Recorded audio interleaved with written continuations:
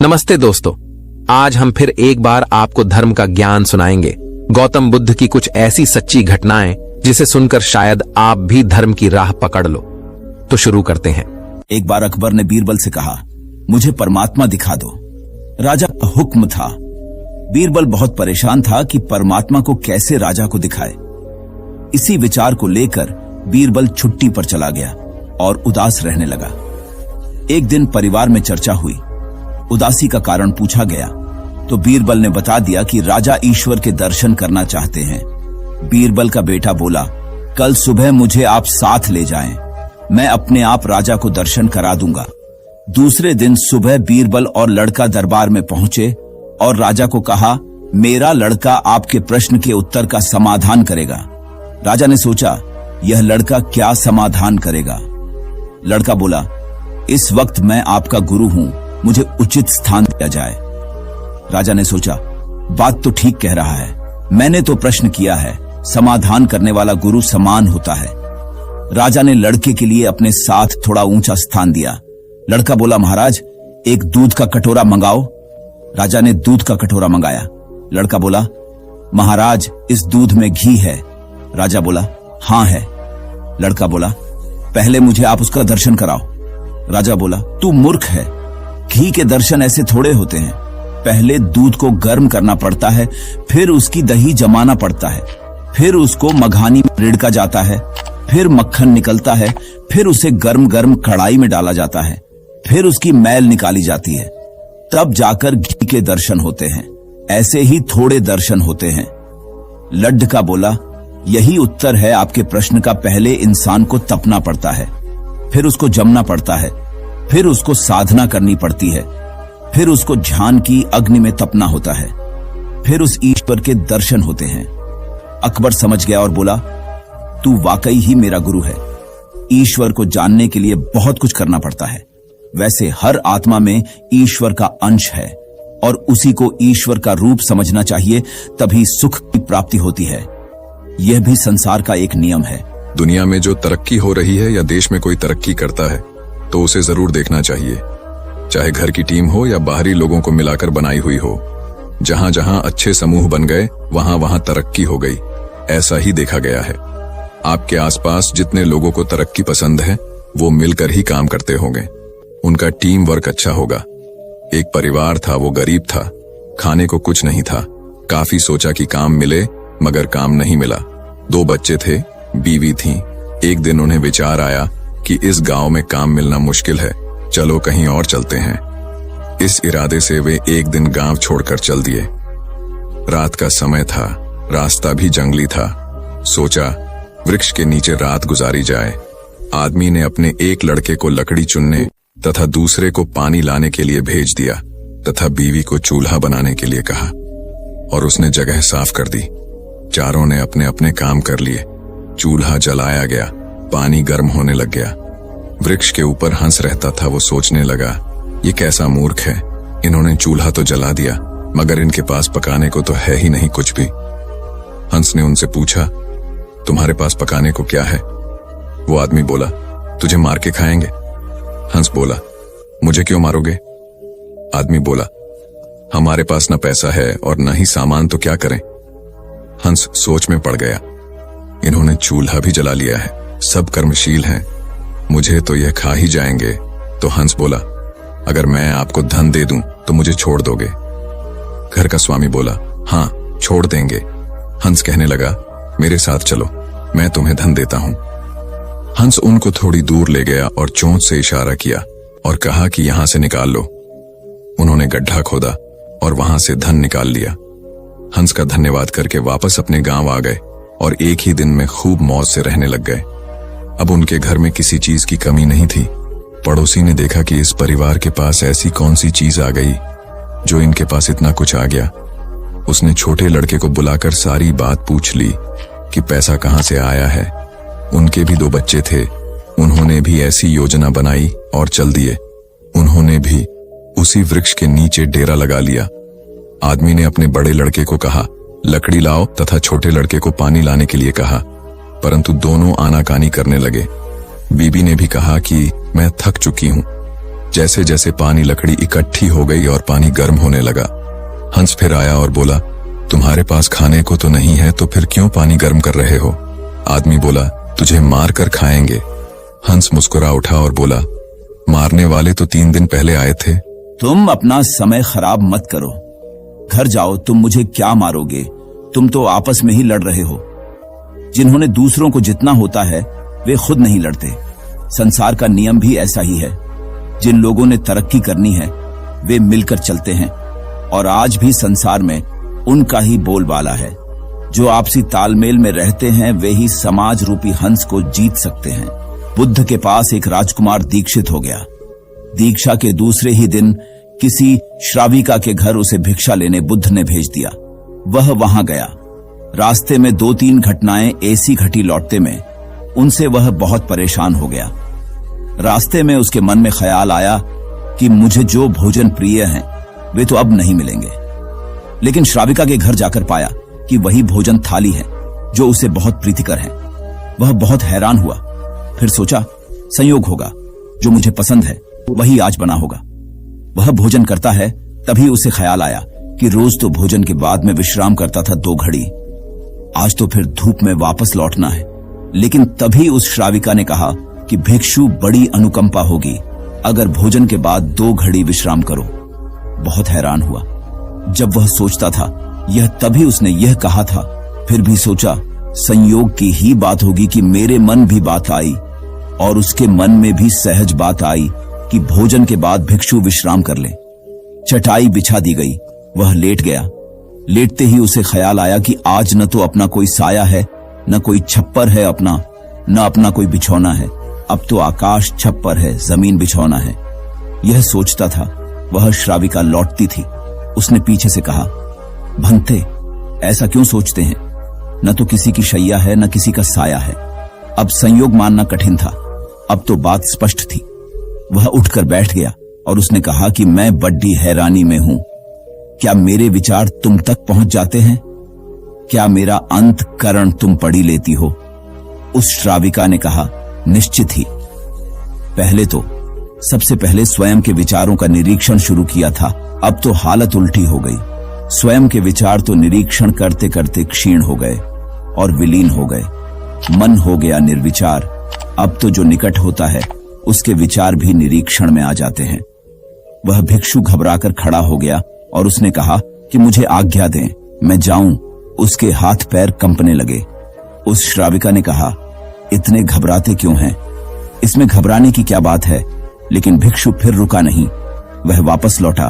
उसने बुद्ध से कहा, क्षमा करें, उस द्वार पर दोबारा भिक्षा मांगने में न जा सकूंगा। बुद्ध ने कहा, कुछ गलती हुई? वहां कोई भूल हुई? उस भिक्षु ने कहा, न तो भूल हुई न कोई गलती, बहुत आदर सम्मान, और जो भोजन मुझे प्रिय था वह मिला। लेकिन वह श्राविका, वह युवती दूसरे के मन के विचारों को पढ़ लेती है। यह तो बड़ी खतरनाक बात है, क्योंकि उस सुंदर युवती को देखकर मेरे मन में तो काम वासना भी उठी, विकार भी उठा था, वह भी पढ़ लिया गया होगा। अब मैं कैसे वहां जाऊं? कैसे उसके सामने खड़ा होऊंगा? मैं नहीं जा सकूंगा, मुझे क्षमा करें। बुद्ध ने कहा, वही जाना पड़ेगा। अगर ऐसी क्षमा मांगनी थी तो भिक्षु नहीं होना था, जानकर वहां भेजा है। और जब तक मैं न रोकूंगा तब तक वहीं जाना पड़ेगा।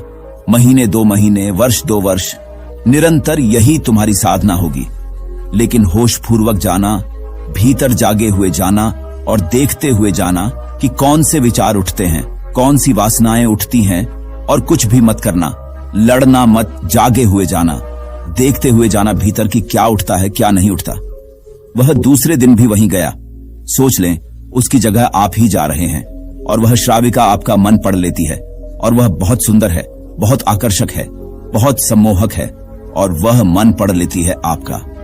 हाँ, मन न पढ़ती होती, यह आपको पता न होता, तो फिर मन में आप कुछ भी करते। आज क्या करेंगे? आज आप ही जा रहे हैं उसकी जगह भिक्षा मांगने, रास्ते पर आप हैं। वह भिक्षु बहुत खतरे में है, अपने मन को देख रहा है, जागा हुआ है। आज पहली दफा जिंदगी में वह जागा हुआ चल रहा है सड़क पर। जैसे जैसे उस श्राविका का घर करीब आने लगा, उसका होश बढ़ने लगा। भीतर जैसे एक दिया जलने लगा और चीजें साफ दिखाई पड़ने लगीं। और विचार घूमते हुए मालूम होने लगे। जैसे उसकी सीढ़ियां चढ़ा, एक सन्नाटा छा गया भीतर। होश परिपूर्ण जग गया।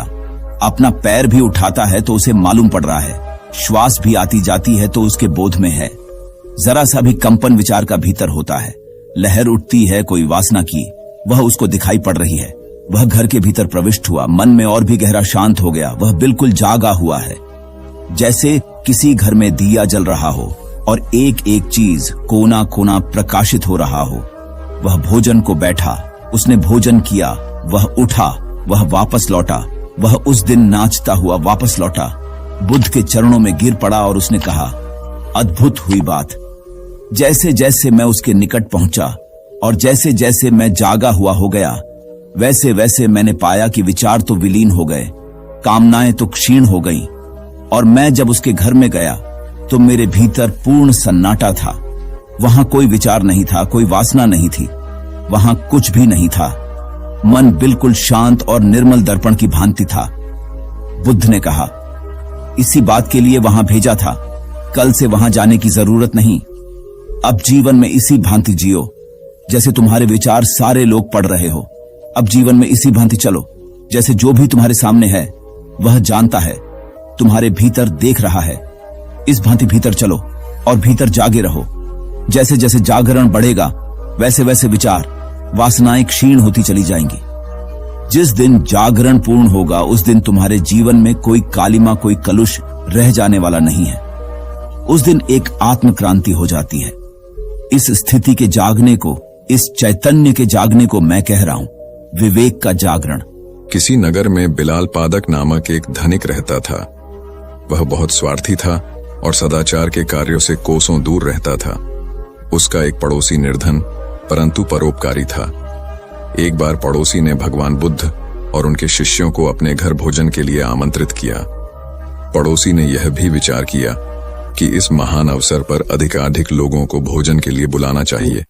ऐसे संकल्प के साथ पेडिडीड होसी ने बड़े भोज की तैयारी करने के लिए नगर के सभी व्यक्तियों से दान की अपेक्षा की एवं उन्हें भोज के लिए आमंत्रित किया। पड़ोसी ने बिलाल पादक को भी न्योता दिया। भोज के 1-2 दिन पहले पड़ोसी ने चाहू और घूमकर दान एकत्र किया। जिसकी जैसी सामर्थ्य थी उसने उतना दान दिया। जब बिलाल पादक ने पड़ोसी को घर घर जाकर दान की याचना करते देखा तो मन ही मन सोचा, इस आदमी से खुद का पेट पालते तो बनता नहीं है, फिर भी इसने इतने बड़े भिक्षु संघ और नागरिकों को भोजन के लिए आमंत्रित कर लिया। अब इसे घर घर जाकर भिक्षा मांगनी पड़ रही है। ये मेरे घर भी याचना करने आता होगा। जब पड़ोसी बिलाल पादक के द्वार पर दान मांगने के लिए आया तो बिलाल पादक ने उसे थोड़ा सा नमक, शहद और घी दे दिया। पड़ोसी ने प्रसन्नता पूर्वक बिलाल पादक से दान ग्रहण किया, परंतु उसे अन्य व्यक्तियों के दान में नहीं मिलाया बल्कि अलग से रख दिया। बिलाल पादक को यह देखकर बहुत अचरज हुआ कि उसका दान सभी के दान से अलग क्यों रख दिया गया।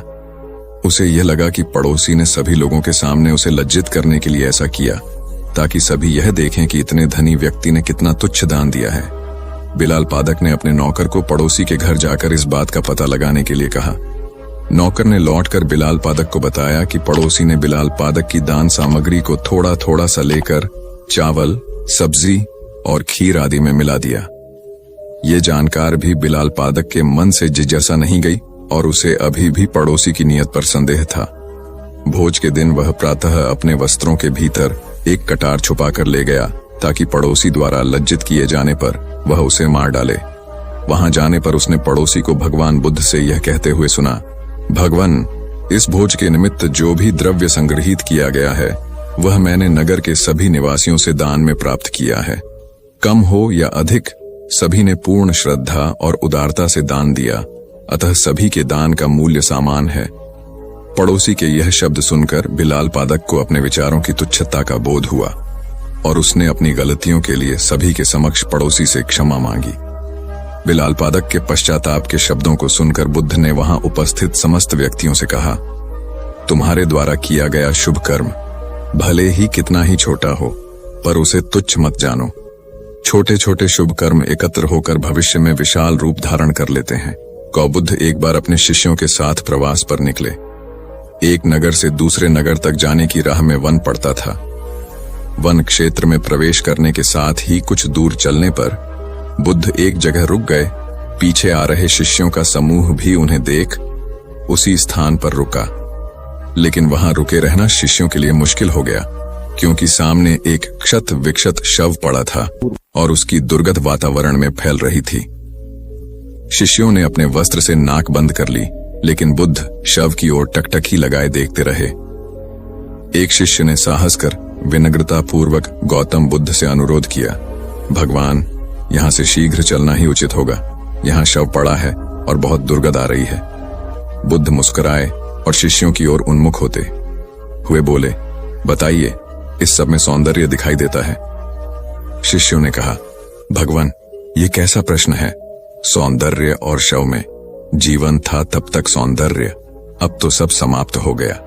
बुद्ध ने शव की ओर इशारा करके बताया, देखो, जब कभी यह व्यक्ति जीवित रहा होगा, इसकी दंत पंक्तियां अद्वितीय रही होंगी।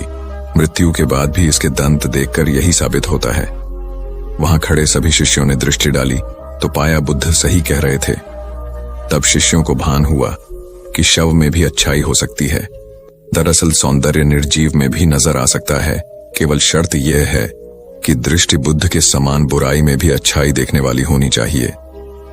गुलाब की एक शाखा में फूल की तुलना में कांटे ही अधिक होते हैं, पर हम फूल चुनते हैं, कांटे नहीं। ठीक इसी तरह किसी में 100 बुराइयां नहीं, अच्छाई देखनी चाहिए। महाभारत में बताया गया है कि भीष्म पितामह को इच्छा मृत्यु का वरदान प्राप्त था, अर्थात वे स्वयं जब तक मृत्यु का आह्वान न करें, काल उनके पास भी नहीं भटक सकता था। इसी तरह अमृता को लेकर अनेक कथाएं प्रचलित हैं। महात्मा बुद्ध अपने शिष्यों के साथ भिक्षाटन पर जा रहे थे। रास्ते में शिष्यों ने एक पौधे की तरफ इशारा करते हुए पूछा, भंते, इस पौधे की उम्र क्या है? बुद्ध ने बताया कि यह अमर वृक्ष है, इसकी उम्र अंतहीन है। तभी एक शिष्य ने उस वृक्ष को जड़ से उखाड़ फेंक दिया और बुद्ध से बोला, गुरुवर, मैंने उसे एक ही पल में उखाड़कर समाप्त कर दिया। बुद्ध मुस्कुराए और निष्कब्द आगे बढ़ गए। महीनों बाद जब चातुर्मास बिताकर वे उसी रास्ते से लौटे तो सभी ने उस पौधे को वापस हरा भरा देखा। वृक्ष को उखाड़ने वाले शिष्य ने पूछा, तथागत, आपको इस पौधे की अनश्वरता का कैसे पता चला? बुद्ध ने उत्तर दिया, मैं इस नन्हे से पौधे की अनंत जिजीविषा को जानता था। यह जीवन और अमरता की पहली शर्त है। जिसमें यह भावना है वही जीवन को दीर्घ बना सकता है। गौतम बुद्ध किसी यात्रा पर जा रहे थे। उनका परम प्रिय शिष्य आनंद भी उनके साथ था। चलते चलते दोपहर हो गई तो बुद्ध एक घने वृक्ष के नीचे जाकर बैठ गए। आनंद भी पास में ही बैठ गया। कुछ देर बाद बुद्ध को प्यास लगी। उन्होंने आनंद को पानी लाने के लिए कहा। आनंद ने आसपास घूमकर देखा तो कोई कुआं, तालाब या नदी नहीं दिखाई दी। एक नाला अवश्य दिखाई दिया जिसमें पहाड़ों से बहने वाले झरने का पानी बह रहा था। थोड़ी देर पहले ही कुछ बैलगाड़ियां वहां से होकर गुजरी थीं, जिनके पहियों के कारण कीचड़ व धूल से पानी गंदा हो गया था। आनंद ने यह दृश्य देखा तो वह खाली हाथ लौट आया। उसने बुद्ध को इस विषय में बताया और यह कहा कि मैं नदी खोजकर वहां से पानी ले आता हूं। यह सुनकर बुद्ध ने कहा, आनंद, पानी नाले से ही लाओ। आनंद ने बुद्ध की बात मान ली। वह नाले पर पहुंचा, किंतु उसने देखा कि पानी अब भी अस्वच्छ है। उसे ऐसा पानी बुद्ध के लिए लाना कदापि उचित नहीं लगा। वह बुद्ध से आकर बोला, भंते, वह अस्वच्छ जल आपके पीने योग्य नहीं है। मैं अभी दौड़कर नदी से पानी ले आता हूं। किंतु बुद्ध ने पुनः उसे नाले का पानी लाने के लिए भेजा। इस बार जब आनंद नाले पर गया तो उसने देखा कि पानी में जो कोचड़ व धूल की गंदगी थी वह नीचे बैठ गई है और पानी निर्मल हो गया है। वह प्रसन्न हो बुद्ध के लिए पानी ले आया। तब बुद्ध ने कहा, आनंद, व्यक्ति के लिए धैर्य रखना बहुत जरूरी है। बिना धैर्य धारण किए निर्मलता प्राप्त नहीं होती। वस्तुतः धैर्य का फल सदैव मीठा होता है, इसलिए विपरीत स्थितियों में भी धैर्य बनाए रखें। गौतम को घर छोड़े 7 साल बीत चुके थे। वे राजगृह में प्रवचन करते थे। उनके पिता राजा शुद्धोधन ने 1 वर्ष के भीतर 10 दूत उनके पास भेजे थे कि एक बार दर्शन दे दो। वे कपिलवस्तु पहुंचे। उनके साथ उनके दोनों प्रिय शिष्य सारिपुत्र और मौदगल्याण भी थे। वहीं दोनों शिष्य जिनकी अस्थियां सांची के दूसरे स्तूप से मिली थीं, उन्होंने कपिलवस्तु के दक्षिणी छोर से भिक्षाटन शुरू किया। संघ के सैकड़ों लोग उनके साथ थे। उन्हें देखने पूरा नगर उमड़ पड़ा था। अपने प्रिय राजकुमार को भीख मांगता देख लोग रो पड़े थे। राजा को पता चला तो वे अपने बेटे को देखने सड़क पर आ गए। बहुत आग्रह करने के बाद शाक्य मुनि ने राजा पिता का निमंत्रण स्वीकार किया और राजभवन में गए। राजा ने संघ के अन्य भिक्षुओं को भवन के विशेष परिसर में ठहराया। जब शुद्धोधन शाक्य मुनि का हाथ पकड़कर चल रहे थे तो अवश्य ही उनके चेहरे पर पिता होने का वह भाव आया होगा जो पुत्र का मार्गदर्शक होने के नैसर्गिक अधिकार से भरा होता है। खुद शाक्य मुनि इस अधिकार में हस्तक्षेप नहीं कर सकते थे। भवन में राहुल की माता यशोधरा के पास भी तुरंत यह संदेश पहुंचा कि गौतम लौट आए हैं, वे जाएं और अपने पति से मुलाकात करें। लेकिन यशोधरा ने इनकार कर दिया। गौतम उसे छोड़कर गए थे, आज लौटे हैं तो वह क्यों जाए भला उनका सत्कार करने। यशोधरा ने संदेश भिजवाया, यदि एक पल के लिए भी आर्यपुत्र ने मुझ में कोई गुण देखा हो तो वे स्वयं इस कक्ष तक आएंगे जहां से वे आधी रात बिना बताए चले गए थे। तथागत राहुल माता का संदेश पाकर उनके कक्ष की ओर बढ़े। उन्होंने दोनों शिष्यों से कहा, वे कुछ भी कहें कुछ भी करें, तुम दोनों शांत रहना, कोई प्रतिक्रिया मत करना, उन्हें सुरुचिपूर्ण वंदना करने देना। कमरे में तथागत अपनी शैली में बैठ गए। सारिपुत्र हमेशा की तरह उनकी दाईं और मौदगल्यायन उनकी बाईं और बैठे। यशोधरा आई। वे राजकुमारी नहीं दिख रही थीं। उन्होंने तथागत के चरण स्पर्श किए और उनके सामने बैठ गई। कमरे में शांति थी। तभी राजा शुद्धोधन कमरे में आए। बेटे बहू को आमने सामने देख उन्होंने बेटे से कहा, भंते। यशोधरा ने सुना आपने काशाय वस्त्र धारण किया है तो उसने काशाय वस्त्र पहन लिए। उसने सुना आप एकाहारी हो गए हैं, वह भी एकाहारी हो गई। आपने उत्तम पलंग पर सोना त्याग दिया है तो इसने भी त्याग दिया। आपने माला का त्याग किया, गंध का त्याग किया तो इसने भी वह सब त्याग दिया। मायके वाले इसे संदेश भेजते हैं, वे इसे ले जाना चाहते हैं लेकिन यह यहीं रहती है, इसी कक्ष में। यह गुण की मूर्ति है। राजा स्नेह से अपनी बहू को देखते रहे। अचानक तथागत उठे, उस कक्ष से बाहर चले गए।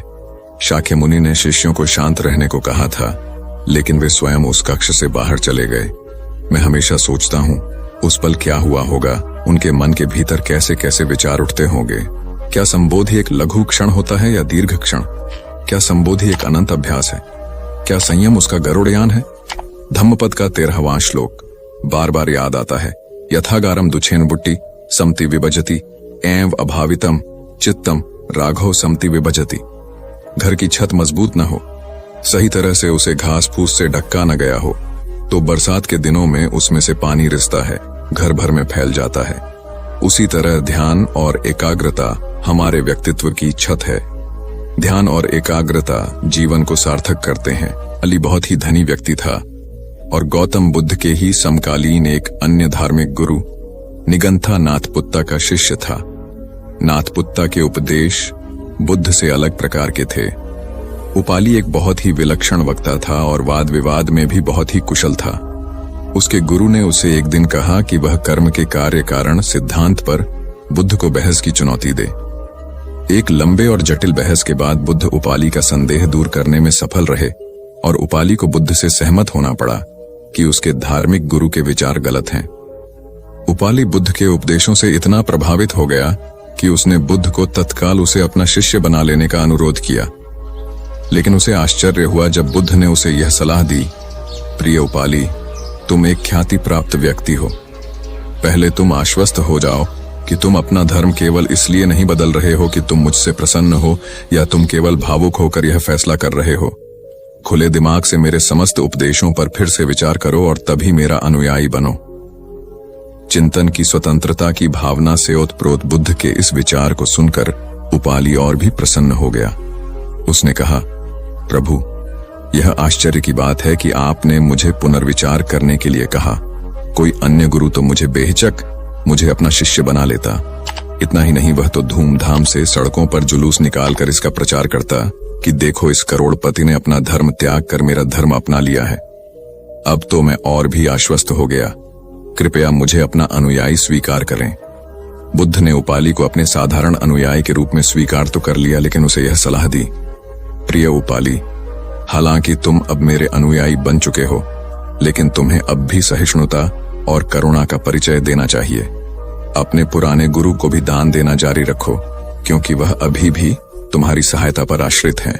एक तरह का सुख तो मिलेगा, लेकिन यह भी बहुत दूर जाने वाला नहीं है। इसीलिए बुद्ध ने कहा, समाधि में सुख है, बुद्धोत्पाद में सुख है।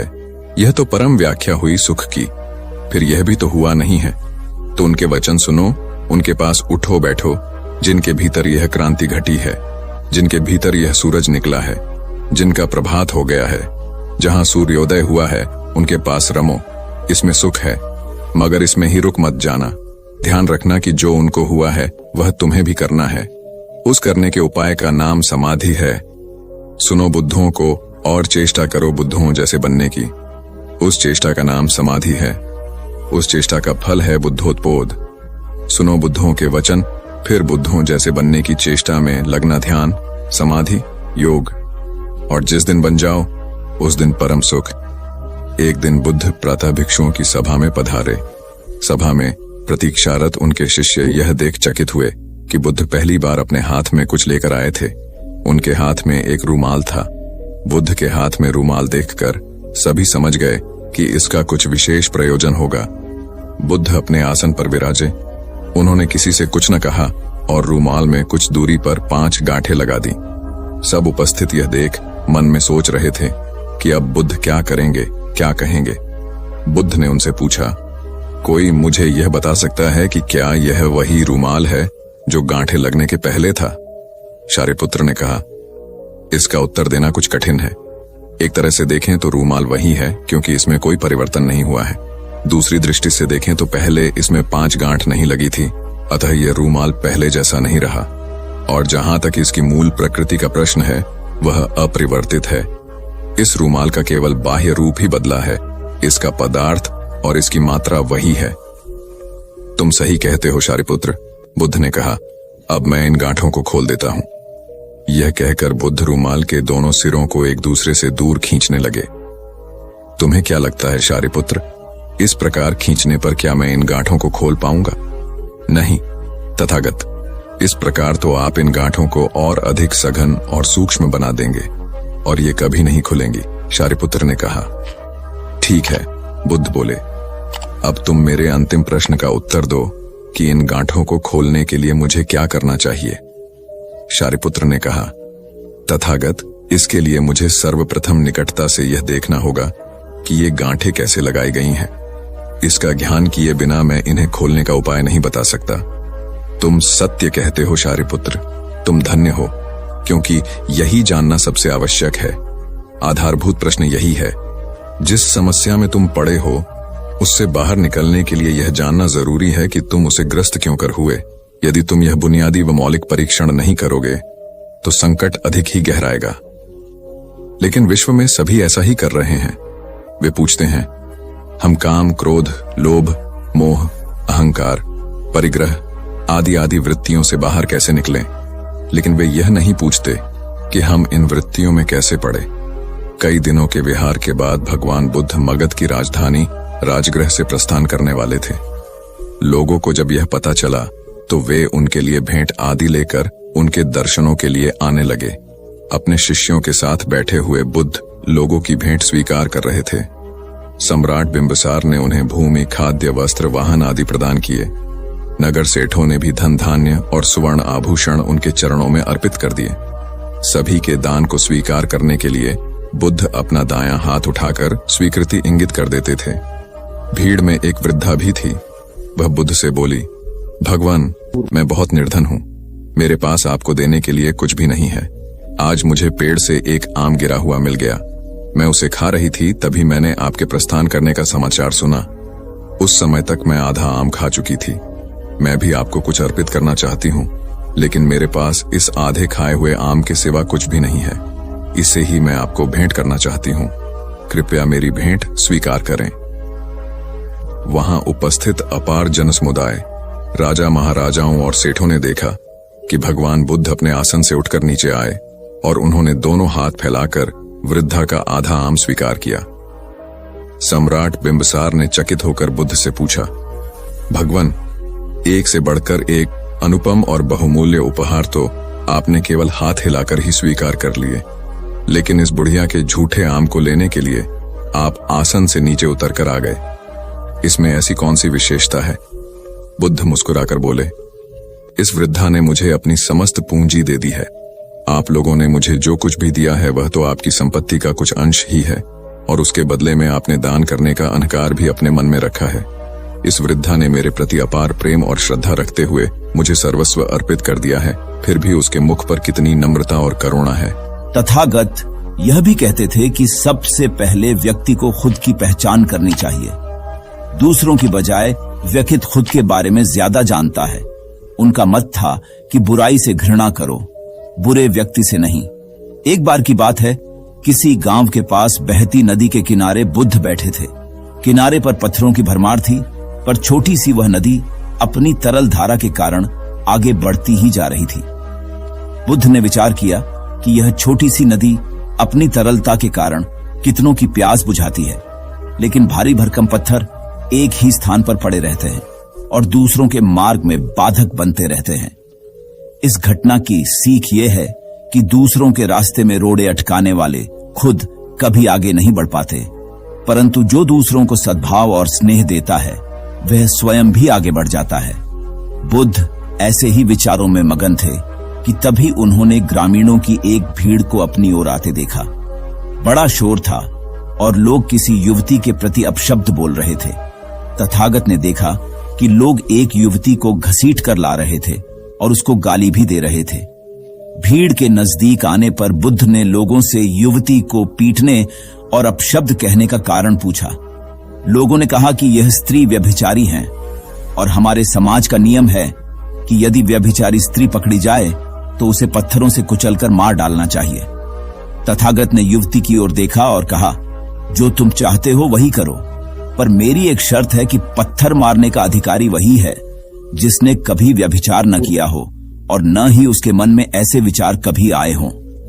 इतना कहकर तथागत शांत हो गए। चारों ओर मौन था।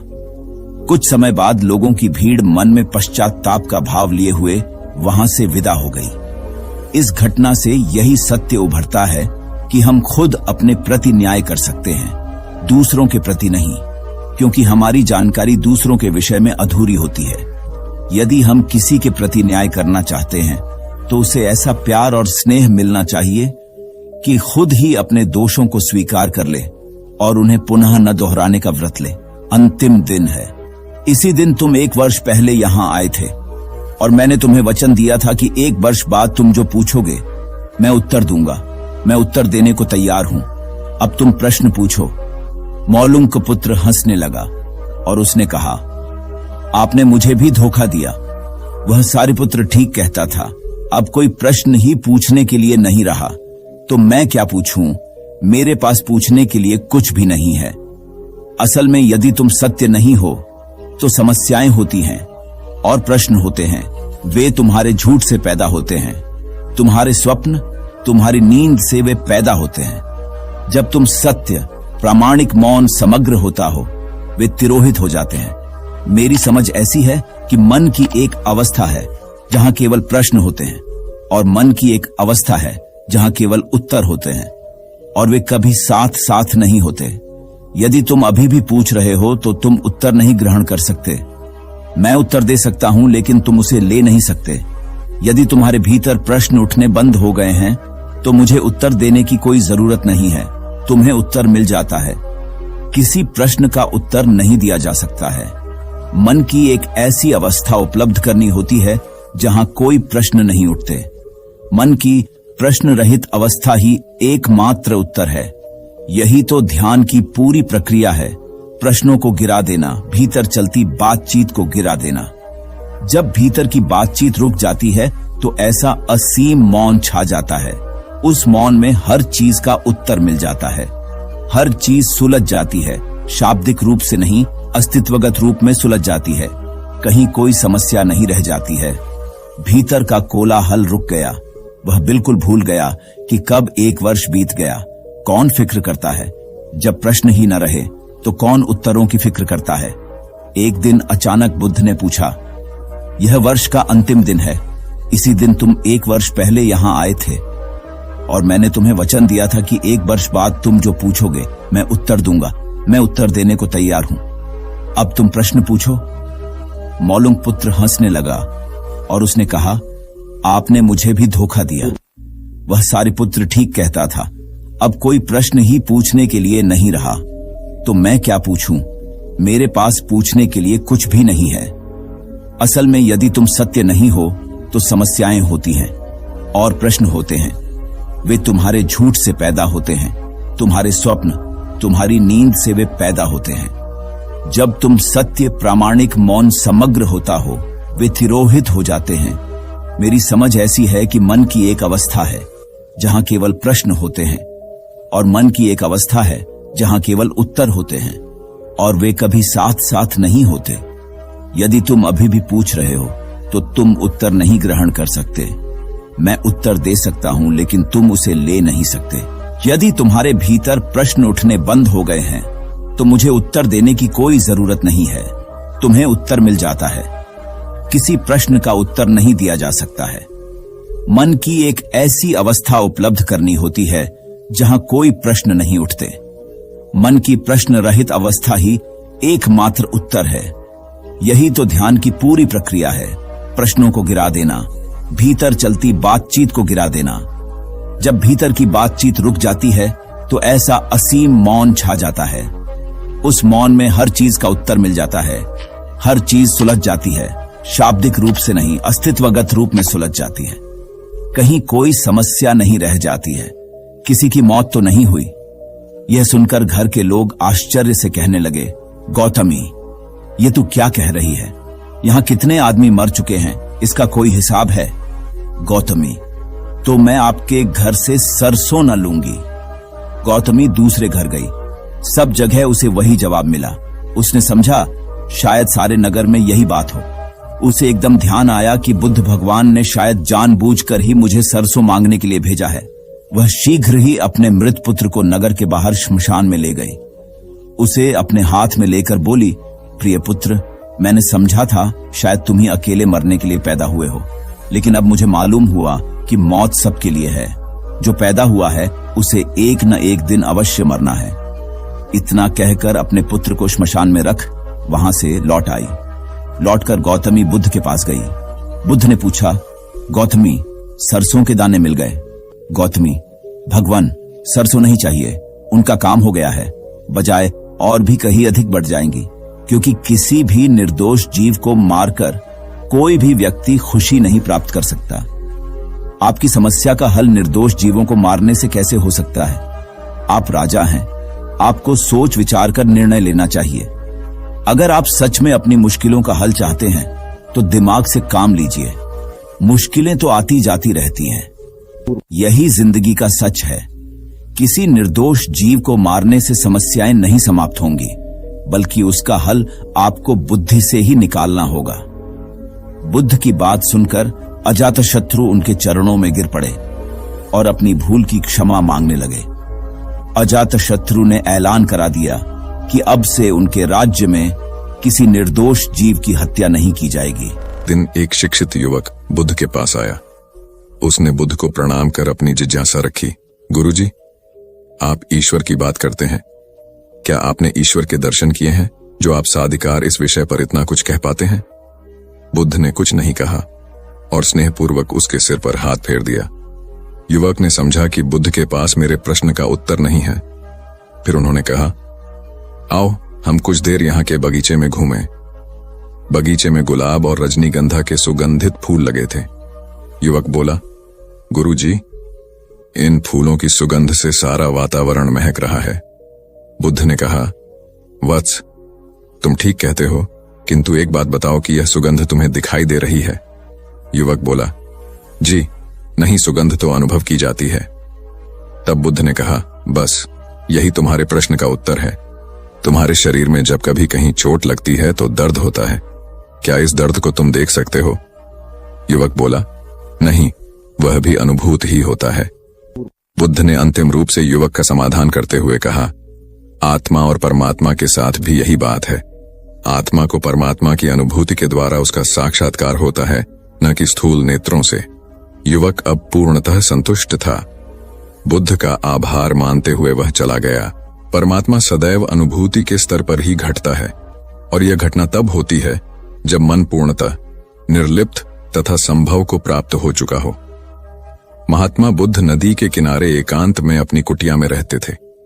उन्होंने कुटिया के चारों ओर हरे भरे वृक्ष लगा रखे थे, जिन पर सुबह शाम पक्षियों का कलरव गूंजता रहता था। प्रकृति का यह मधुर सान्निध्य महात्मा बुद्ध को सदैव आनंदित रखता था। पक्षी और पेड़ पौधे तो मानो उनका परिवार ही बन गए थे। एक दिन महात्मा बुद्ध प्रातःकालीन उठे ही थे कि द्वार पर उन्हें एक सेठ जी खड़े नजर आए। उन्हें चिंताग्रस्त देख महात्मा बुद्ध ने उनसे समस्या जाननी चाही। सेठ जी बोले, महाराज, मेरे पास विशाल संपदा है, भरा पूरा परिवार है और मुझे कोई रोग भी नहीं है। फिर भी मुझे नींद नहीं आती, रात भर करवटें ही बदलता रहता हूं। महात्मा बुद्ध ने आत्मीयता से सेठ जी के सिर पर हाथ फेरकर कहा, सेठ, तुम्हारे पास सब कुछ भले ही हो, किंतु वह नहीं है जो नींद के लिए आवश्यक है। सेठ ने पूछा, वह क्या है महाराज? महात्मा बोले, तुम चारों ओर चिंताओं से घिरे हो। धन संपत्ति की चिंता, व्यापार व्यवसाय की चिंता, परिवार की चिंता। स्मरण रखो कि चिंता चैन में शत्रुता है। सेठ ने इससे बचने का उपाय पूछा तो उन्होंने कहा, तुम प्रकृति से शिक्षा ग्रहण करो। पेड़ पौधे, फूल, पानी और प्रकाश के रूप में उसकी अनंत संपदा चारों ओर बिखरी हुई है, किंतु वह चिंता मुक्त है। अपनी इस दौलत को पूरी दुनिया पर दोनों हाथों से सतत लुटाती रहती है। तुम यदि उससे प्रेरणा लेकर अपना जीवन भी उसके अनुरूप बना लोगे तो तुम्हें न केवल नींद आएगी बल्कि अतीव शांति महसूस होगी। सेठ ने महात्मा बुद्ध की बात का मर्म समझा और लोक कल्याण की राह पर चल पड़ा। धन और ज्ञान देने से बढ़ते ही हैं, इसलिए इनके संग्रह के साथ साथ इनके दान की वृत्ति भी रखनी चाहिए। एक गरीब किसान गौतम बुद्ध का बहुत बड़ा भक्त था। एक दिन वह बुद्ध के पास आया और अपने गांव आने का आग्रह किया। बुद्ध उसके गांव पहुंचे तो सारा गांव उन्हें देखने व सुनने के लिए उमड़ पड़ा, किंतु वह किसान नहीं आया। हुआ यह कि उसी दिन किसान के बैलों की जोड़ी कहीं खो गई। किसान इस दुविधा में रहा कि बुद्ध का प्रवचन सुने या अपने बैलों को खोजे। काफी सोचने के बाद उसने अपने बैलों को खोजने का निर्णय किया। घंटों भटकने के बाद बैल मिले। थका हारा किसान घर आया और भोजन कर सो गया। अगले दिन वह अति संकोच से क्षमा प्रार्थी बन बुद्ध के पास पहुंचा तो वे बड़े स्नेह से बोले, मेरी दृष्टि में यह किसान मेरा सच्चा अनुयायी है। इसने उपदेश से अधिक महत्व कर्म को दिया। यदि यह कल बैलों को न ढूंढते हुए उपदेश सुनता तो मेरी बातें इसकी समझ में नहीं आती, क्योंकि मन बैलों में अटका रहता। इसने कर्म को महत्व देकर प्रशंसनीय काम किया। सार यह है कि हम जहां जिस भूमिका में हों उसका ईमानदारी से निर्वाह करें। यही सच्ची आध्यात्मिकता है, क्योंकि प्रत्येक धर्म कर्म को ही सर्वोपरि महत्व देता है। गौतम बुद्ध को उनके अनुयायी यदि स्नेह से कहीं बुलाते तो वे अवश्य जाते। फिर जब बुद्ध पहुंचते तो श्रोताओं की भारी भीड़ उमड़ पड़ती। बुद्ध के वचनों में जो अमृतत्व होता था उसका पान करना सभी को प्रीतिकर लगता था। उनके उपदेशों में ऐसा कुछ अवश्य होता था जिससे गंभीर समस्याएं सुलझ जाती और कुछ न कुछ सार्थक भी प्राप्त हो। सार यह है कि हम जहां जिस भूमिका में हो उसका ईमानदारी से निर्वाह करें। यही सच्ची आध्यात्मिकता है, क्योंकि प्रत्येक धर्म कर्म को ही सर्वोपरि महत्व देता है। गौतम बुद्ध के पास उनका प्रिय शिष्य पूर्ण पहुंचा। बुद्ध ध्यानावस्था में बैठे थे। पूर्ण के पहुंचने पर उन्होंने आंखें थोड़ी सी खोली और पूर्ण से आने का कारण पूछा तो उसने कहा, मैं धर्म प्रचार के लिए जाना चाहता हूं, आपकी आज्ञा चाहिए। बुद्ध मुस्कुराए और कहा, पूर्ण, धर्म की राह बहुत मुश्किल है। तुम लोगों को अच्छी बातें बताने जाओगे और लोग तुम पर नाराज होंगे। हो सकता है कि अपशब्द भी कहे। इस पर पूर्ण ने कहा, कोई बात नहीं, मैं यह सोचकर उनकी बातों पर ध्यान नहीं दूंगा कि उन्होंने अपशब्द ही कहे, पिटाई तो नहीं की। बुद्ध बोले, हो सकता है कि कुछ लोग हाथ उठा दें। पूर्ण ने कहा, तब मैं यह सोचकर उन्हें क्षमा कर दूंगा कि उन्होंने मुझ पर शस्त्रों से प्रहार तो नहीं किया। बुद्ध फिर बोले, हे पूर्ण, हो सकता है कि कुछ लोग तुम पर शस्त्रों का भी उपयोग करें। पूर्ण ने उत्तर दिया, तब मैं यह सोचकर उनके प्रति कोई प्रतिकार की भावना नहीं रखूंगा कि उन्होंने मुझे मारा, पर जान से तो नहीं मार डाला। मुझे जीवित छोड़ दिया। बुद्ध ने फिर कहा, और यदि तुम्हारे प्राण ही ले लिए तब? पूर्ण ने तत्क्षण सिर झुकाकर कहा, तब मैं उनका आभारी रहूंगा कि उन्होंने धर्म के मार्ग पर मेरे प्राणों का उत्सर्ग करने में मेरी सहायता की। मैं उनके प्रति कृतज्ञ रहूंगा। तब बुद्ध ने आंखें खोली और आशीर्वाद देकर अनुमति दी तथा पूर्ण से कहा, अब तुम धर्म प्रचार करने के पात्र हो। जो किसी में भी कोई दोष न देखे वही सच्चा है। अच्छाई के मार्ग पर चलना बहुत मुश्किल काम है। जो इस राह पर चलता है उसके मार्ग में अनेक बाधाएं आती हैं, लेकिन जो व्यक्ति किसी में भी दोष न देखे वही बाधाओं को सहजता से पार कर अपने लक्ष्य को पूरा कर पाता है। एक बार गौतम बुद्ध जब वन से गुजर रहे थे, तब एक राक्षसी हाथ में तलवार लेकर प्रकट हुई और कहा, अरे बुद्ध, आज तुम्हारे प्रेम को मेरी घृणा के सामने झुकना ही पड़ेगा। आज तुम्हारे जीवन का अंतिम दिन है। बुद्ध ने मुस्कुराते हुए उत्तर दिया, मैं घृणा, उपहास और द्वेष के आगे नतमस्तक नहीं होऊंगा। मैं निंदा, प्रशंसा अथवा उपहास किसी से भी प्रभावित नहीं होता। तुम मुझसे इतनी घृणा करती हो, पर मैं तो तुमसे भी प्रेम करता हूं। राक्षसी ने पूछा, तुम मुझसे प्रेम क्यों करते हो? बुद्ध बोले, मैं तुम्हें मां का रूप देख रहा हूं और मां तो प्रेम का रूप होती है, उसमें हिंसा हो ही नहीं सकती। इतना सुनते ही राक्षसी के हाथ से तलवार गिर पड़ी। हे बुद्ध, तुम धन्य हो। इतना कहते ही बहदेवी में बदल गई और अंतर्धान हो गई। दरअसल जो लोग दूसरों से द्वेष करते हैं, अंत में एक दिन घृणा उन्हें नष्ट कर देती है। घृणा से घिरे हुए लोगों को एक दिन घृणा ले डूबती है। प्रेम सत्य के आवरण से ढका होता है। सत्य से जुड़ा हुआ व्यक्ति सदैव आनंद में जीता है। सत्य को केवल अपने तक सीमित मत रखो, उसे अपने कर्मों में ढालना होगा। सत्य रूपी गुलाब की खुशबू है कर्म। अपने कर्म को प्रेम और सत्य में डुबोकर करो। प्रेम और सत्य मनुष्य को विकास की ओर ले जाते हैं। ध्यान रहे कि ये दोनों मार्ग ईश्वर की ओर जाते हैं। इस मार्ग पर चलने वाले सहज में ही आनंद और शांति को पा लेते हैं। गौतम बुद्ध भ्रमण करते हुए वैशाली नगर के वन विहार में पहुंचे। उनके आगमन का समाचार पूरे नगर में फैल गया। कुछ ही समय में मानो पूरा नगर उनके दर्शन के लिए उमड़ पड़ा। बड़े व्यापारी, शिक्षाविद, समाज सेवी, अधिकारी और राज परिवार से जुड़े कई वरिष्ठ भी वहां पहुंचे। सभी की भावना थी कि तथागत बुद्ध अपने शिष्यों सहित उनके निवास पर पहुंचे एवं भोज का आमंत्रण स्वीकारें। बुद्ध सभी के निवेदन को सुन रहे थे और स्वभावगत मुस्कान के साथ आमंत्रण का आभार व्यक्त कर रहे थे। तभी वैशाली की यात गणिका आम्रपाली भी वहां पहुंची। वह बुद्ध की शिक्षा से प्रेरित होकर बहुत पहले ही अपनी गणिका वृत्ति त्याग चुकी थी। उसने भी बुद्ध को भोजन का आमंत्रण दिया। बुद्ध ने तत्काल उसे स्वीकार किया और अगले दिन भिक्षुओं सहित उसके घर आने की सहमति दे दी। बुद्ध के एक शिष्य को यह बात अच्छी नहीं लगी कि इतने सारे वरिष्ठों के निवेदन के बावजूद बुद्ध ने आम्रपाली का आमंत्रण स्वीकारा। शिष्य की दृष्टि में आम्रपाली गणिका होने से घृणित कर्म से जुड़ी रही थी। जब सभी लोग चले गए तब शिष्य ने पूछा, भगवान, इतने लोगों ने आपको न्योता दिया, फिर आपने आम्रपाली का ही आमंत्रण क्यों स्वीकारा? बुद्ध ने कहा, माना वह गणिका थी, लेकिन पश्चाताप की अग्नि में तपकर वह निर्मल हो चुकी है। यदि कोई व्यक्ति इस निर्मलता को प्राप्त कर ले तो वह उनसे भी श्रेष्ठ हो जाता है जो ऐसे किसी घृणित कर्म में लीन न रहे हों। ऐसे व्यक्ति का आमंत्रण स्वीकारने में संकोच नहीं होना चाहिए। कोई व्यक्ति जब तक बुरे कामों में संलग्न रहता है तब तक उससे दूरी रहे तो ठीक है, लेकिन जो बुरे कामों को छोड़ दे उसे स्वीकार करने में संकोच नहीं करना चाहिए। इससे उसकी अच्छाई की ओर बढ़ने की भावना को बल मिलता है। गौ बुद्ध के जीवन की एक घटना है। उन्होंने नियम बना रखा था कि वे अपने संघ में स्त्रियों को स्थान नहीं देंगे। स्त्रियों के लिए भिक्षु होने की दीक्षा उन्होंने वर्जित कर रखी थी। एक समय गौतम बुद्ध एक गांव में ठहरे हुए थे। वहां महाप्रजापति गौतमी उनके पास पहुंची। उन्होंने बुद्ध से कहा, आप स्त्रियों को भी दीक्षा दें, किंतु बुद्ध ने अस्वीकार कर दिया।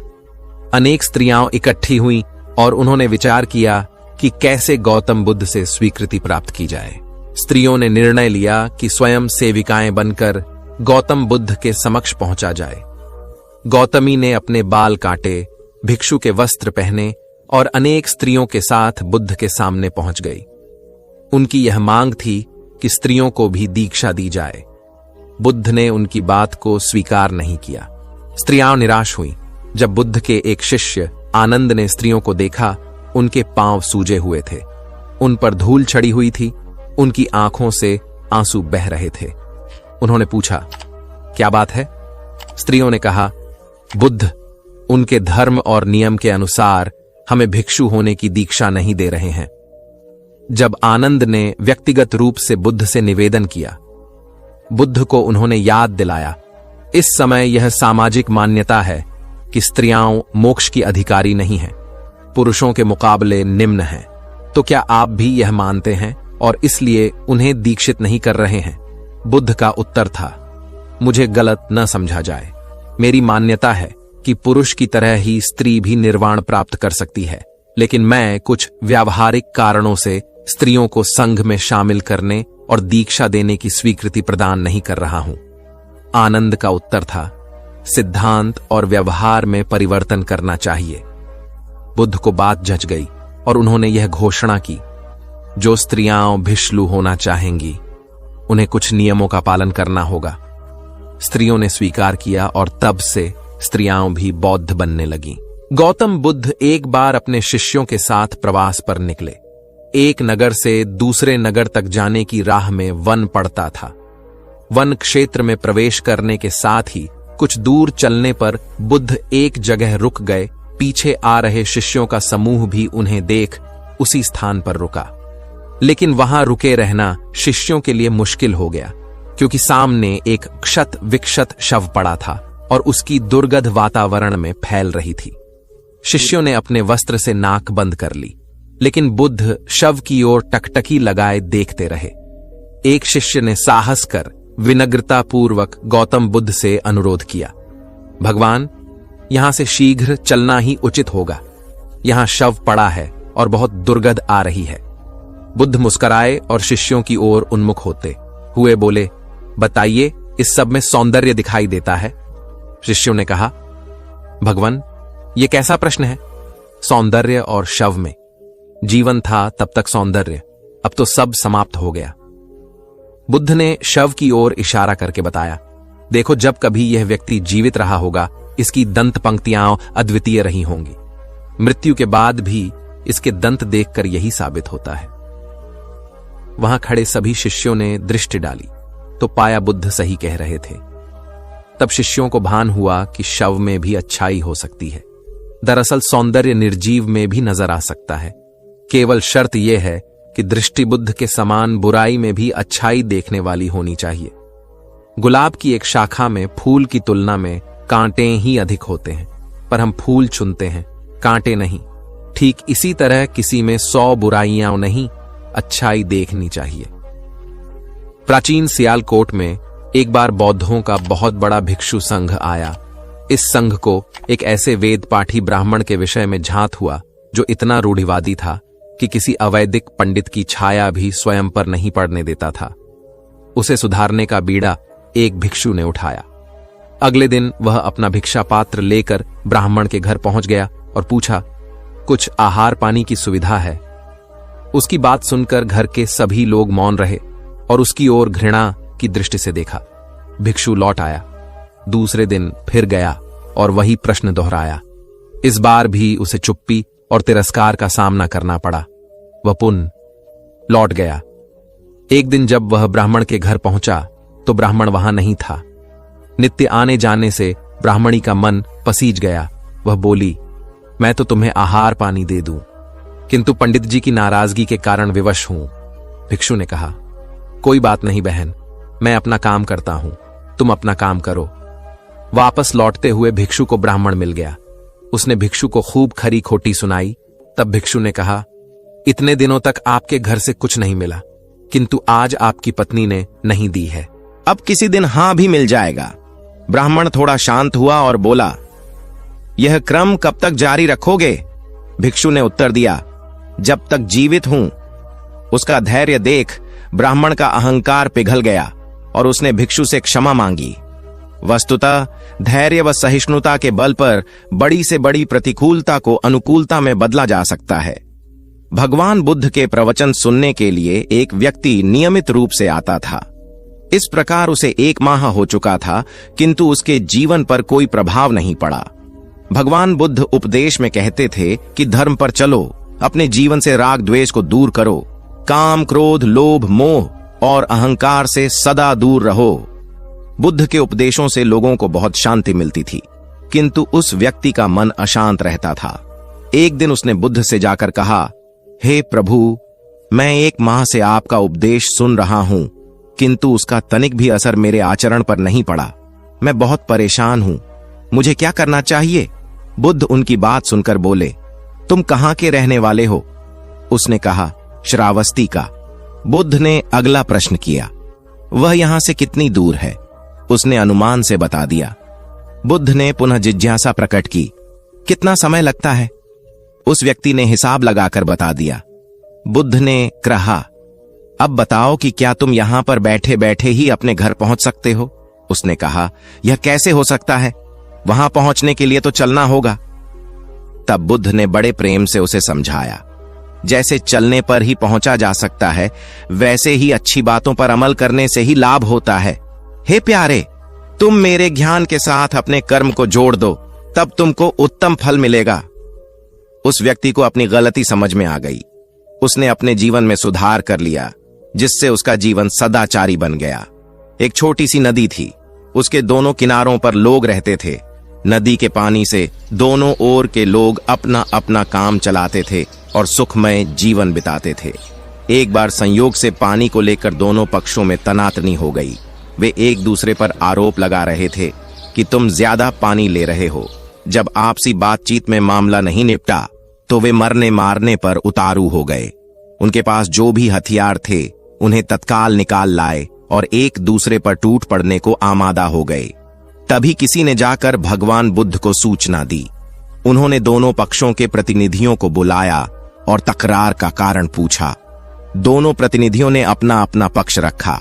बुद्ध ने दोनों की बातें सुनी और मुस्कुराकर कहा, तो तुम लोग क्या करोगे? दोनों प्रतिनिधियों ने आवेश में आकर कहा, हम खून की नदियां बहा देंगे। भगवान बुद्ध ने कहा, तो तुम्हें खून चाहिए? उन लोगों ने हतप्रभ होकर बुद्ध की ओर देखा, फिर बोले, नहीं, हमें पानी चाहिए। भगवान बुद्ध ने कहा, तो तुम्हें खून चाहिए? उन लोगों ने हतप्रभ होकर बुद्ध की ओर देखा, फिर बोले, नहीं, हमें पानी चाहिए। तब सहज भाव से बुद्ध ने कहा, खून बहाकर खून मिलेगा, पानी कैसे पाओगे? कुछ ठहर कर आगे बुद्ध बोले, याद रखो, हिंसा हिंसा को बढ़ाती है, बैर बैर को बढ़ाता है। नदी से ही सीख लो कि वह किसी से लड़ती नहीं, वह निश्चल भाव से अपने जल का सभी के लिए दान करती है। बुद्ध के शब्दों ने जादू जैसा काम किया और दोनों पक्षों की समस्या का सहज रूप से समाधान हो गया। दोनों पक्ष मिल बांटकर पानी का उपयोग करने लगे। कुल बुद्ध एक दिन वैशाली में प्रवचन दे रहे थे। विशाल जनसमूह उन्हें अत्यंत शांति और तन्मयता से सुन रहा था। कहीं कोई शोर नहीं था, मात्र बुद्ध की वाणी गूंज रही थी। बुद्ध के शिष्यों के साथ उपस्थित लोग बुद्ध के अमृत वचनों का पान पूर्ण एकाग्रता से कर रहे थे। तभी उस शांत वातावरण में खलल उत्पन्न करती एक व्यक्ति की जोरदार आवाज आई, आज मुझे सभा में बैठने की अनुमति क्यों नहीं दी गई? बुद्ध उस व्यक्ति का चिल्लाना सुनकर भी मौन रहे। उस व्यक्ति ने पुनः चिल्लाकर यही प्रश्न पूछा। बुद्ध ने नेत्र बंद कर लिए। उनका एक शिष्य बोल उठा, भगवान, बाहर खड़े अपने इस शिष्य को अंदर आने की अनुमति दीजिए। बुद्ध ने नेत्र खोलकर कहा, नहीं, यह अस्पृश्य है। शिष्यगण बुद्ध के मुंह से अस्पृश्य शब्द सुनकर विस्मित हुए और उन्होंने पूछा, वह अस्पृश्य क्यों? कैसे? भगवान, आपके धर्म में तो जात पात का भेद नहीं है। बुद्ध बोले, आज यह क्रोध में आया है। क्रोध से जीवन की एकता भंग होती है। क्रोध ही मानसिक हिंसा करता है। किसी भी कारण से क्रोध करने वाला अस्पृश्य है। उसे कुछ देर तक स्मरण कर लेना चाहिए कि अहिंसा परम धर्म है। कथा का उपदेश यह है कि क्रोध एक असात्विक भाव है जो कर्ता और भोक्ता दोनों के लिए हानिकारक होता है। इससे बचते हुए शांति से विचारने व कार्य करने की प्रवृत्ति अपनानी चाहिए। शांत मन और मस्तिष्क ही विवेकपूर्ण निर्णय लेने में सक्षम होते हैं।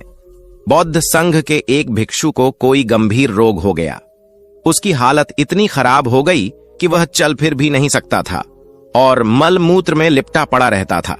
उसकी यह हालत देख उसके साथी भिक्षु भी उसके पास नहीं आते और घृणा से मुंह फेरकर आसपास से निकल जाते थे।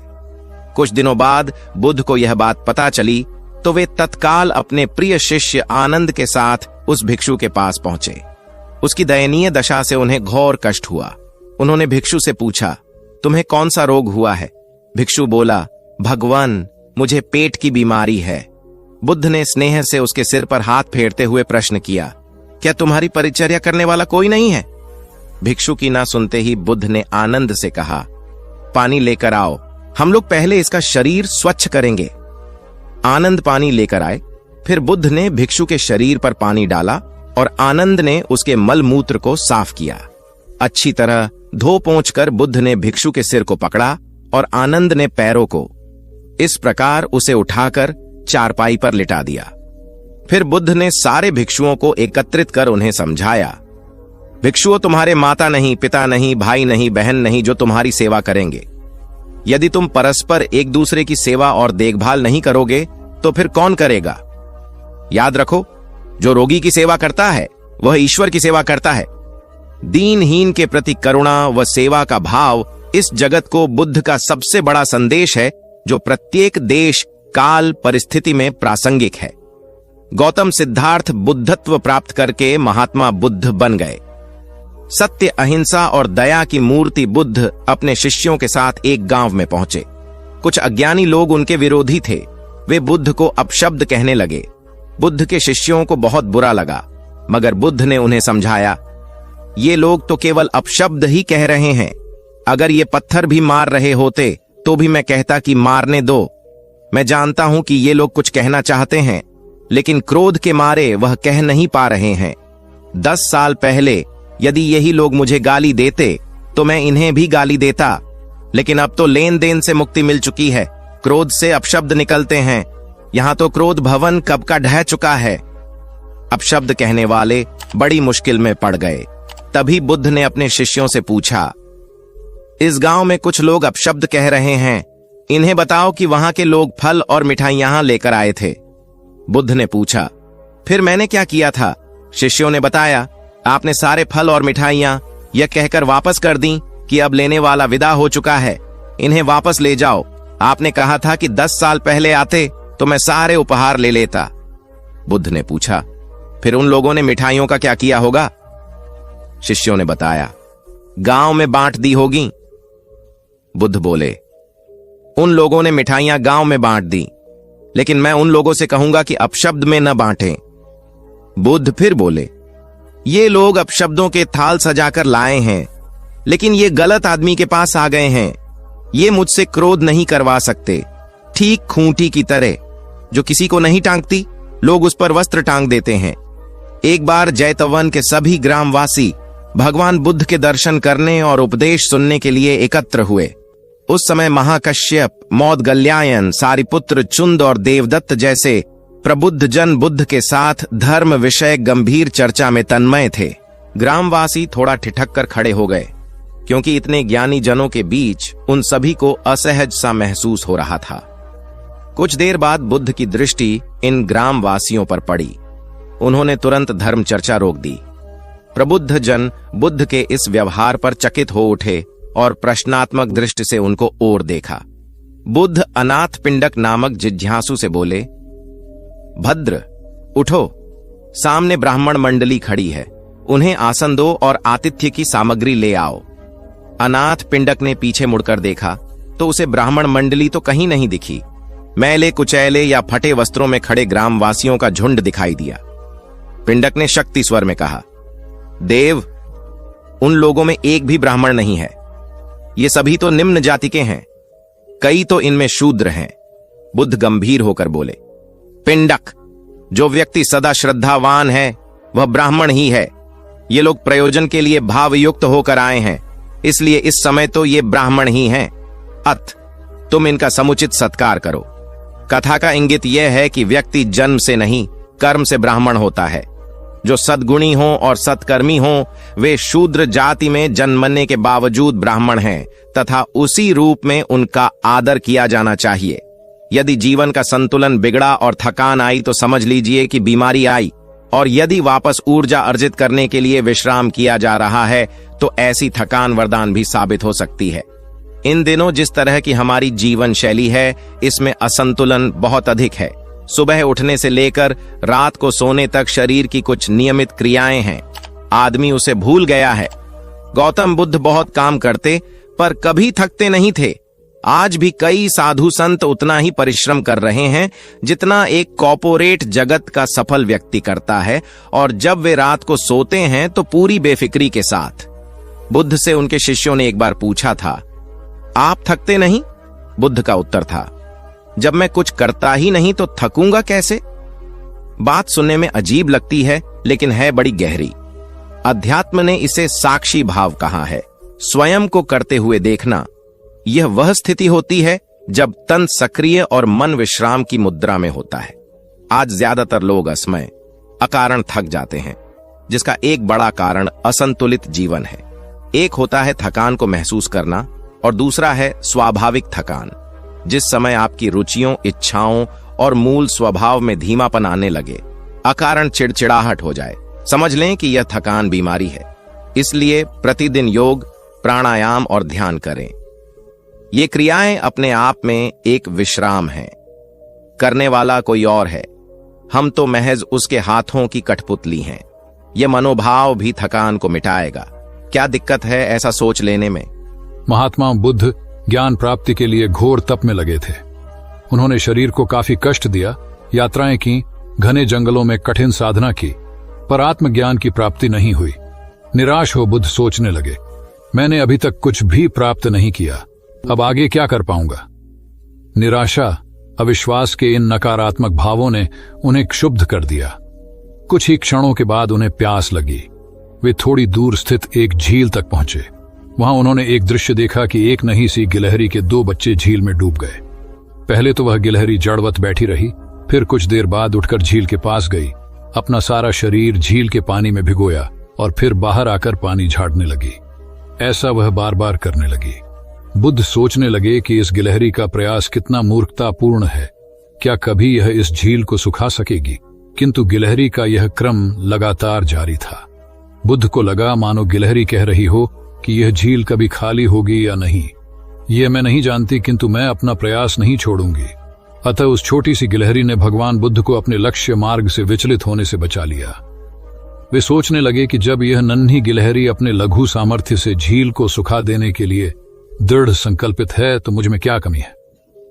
मैं तो इससे 1000 गुना अधिक क्षमता रखता हूं। यह सोचकर गौतम बुद्ध पुनः अपनी साधना में लग गए और एक दिन बोधिवृक्ष तले उन्हें ज्ञान का आलोक प्राप्त हुआ। यह कथा असफलता के बावजूद प्रयासों की निरंतरता पर बल देती है। यदि हम प्रयास करना न छोड़े तो एक न एक दिन लक्ष्य की प्राप्ति हो ही जाती है।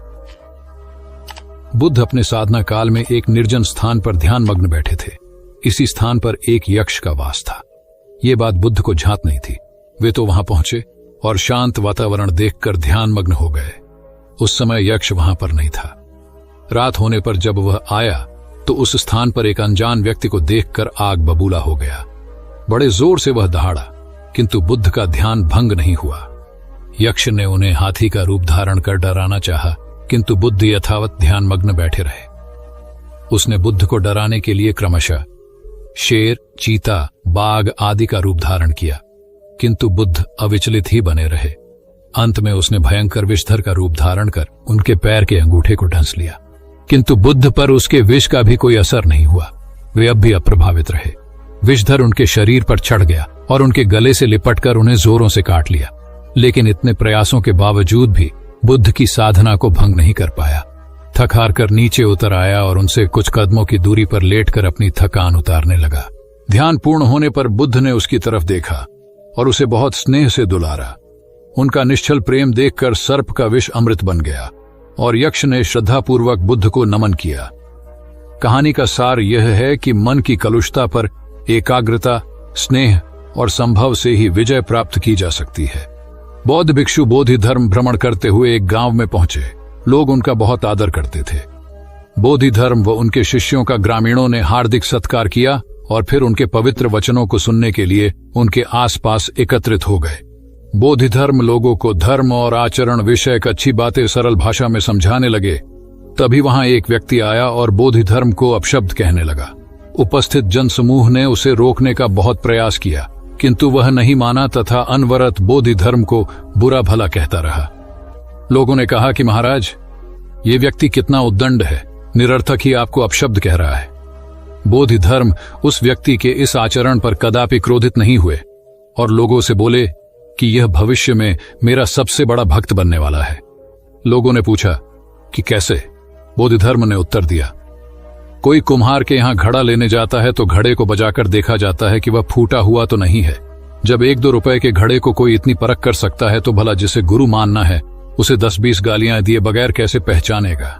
पहले वह परीक्षा लेगा कि गुरु में धैर्य, आक्रोश व समता भाव कितना है। यह जानने के बाद ही तो वह गुरु को स्वीकारेगा।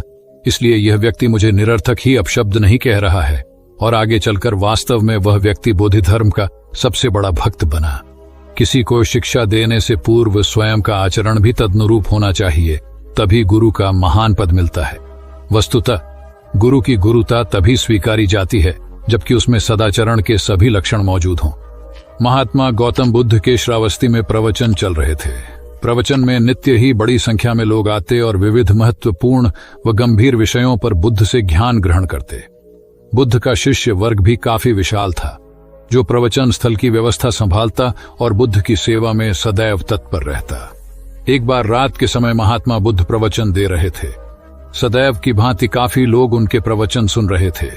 एक व्यक्ति जो बुद्ध के ठीक सामने बैठा था बार बार नींद के झोंके ले रहा था। बुद्ध थोड़ी देर तक तो प्रवचन देते रहे, फिर उससे बोले, वत्स, सो रहे हो? उस व्यक्ति ने हड़बड़ाकर कहा, नहीं महात्मा। बुद्ध ने पुनः प्रवचन प्रारंभ किए। वह व्यक्ति फिर ऊँघने लगा। महात्मा ने फिर वही प्रश्न दोहराया और उसने फिर अचकचाकर नहीं महात्मा कहा। ऐसा लगभग 8-10 बार हो गया। कुछ देर बाद बुद्ध ने उसे पूछा, वत्स, जीवित हो? हर बार की तरह इस बार भी उसने कहा, नहीं महात्मा। यह सुनकर उपस्थित श्रोताओं में हंसी की लहर दौड़ गई और वह व्यक्ति पूर्णतः चैतन्य हो गया। तब बुद्ध गंभीर होकर बोले, वत्स, निद्रा में तुम्हारे मुख से सही उत्तर मिल ही गया। जो निद्रा में है वह मृतक समान ही है। महात्मा बुद्ध का संकेत था कि गुरु से ज्ञान ग्रहण करते वक्त सजगता अत्यंत आवश्यक है। गाफिल रहने की स्थिति में ज्ञान की प्राप्ति पूर्ण नहीं होती और अधकचरा ज्ञान सदैव खतरनाक साबित होता है। कथा सिद्धार्थ के जीवन के उस दौर की है जब वे बुद्धत्व को प्राप्त नहीं हुए थे और निरंजना नदी के तटीय वनों में वृक्ष के नीचे ध्यान करते थे। सिद्धार्थ प्रतिदिन ध्यान करने के बाद पास के किसी गांव में चले जाते और भिक्षा मांगकर लौट आते। कुछ दिनों के बाद उन्होंने भिक्षाटन पर जाना बंद कर दिया, क्योंकि एक गांव के प्रधान की छोटी बेटी सुजाता उनके लिए नित्य भोजन लाने लगी। सिद्धार्थ को वह बड़े स्नेह से भोजन कराती थी।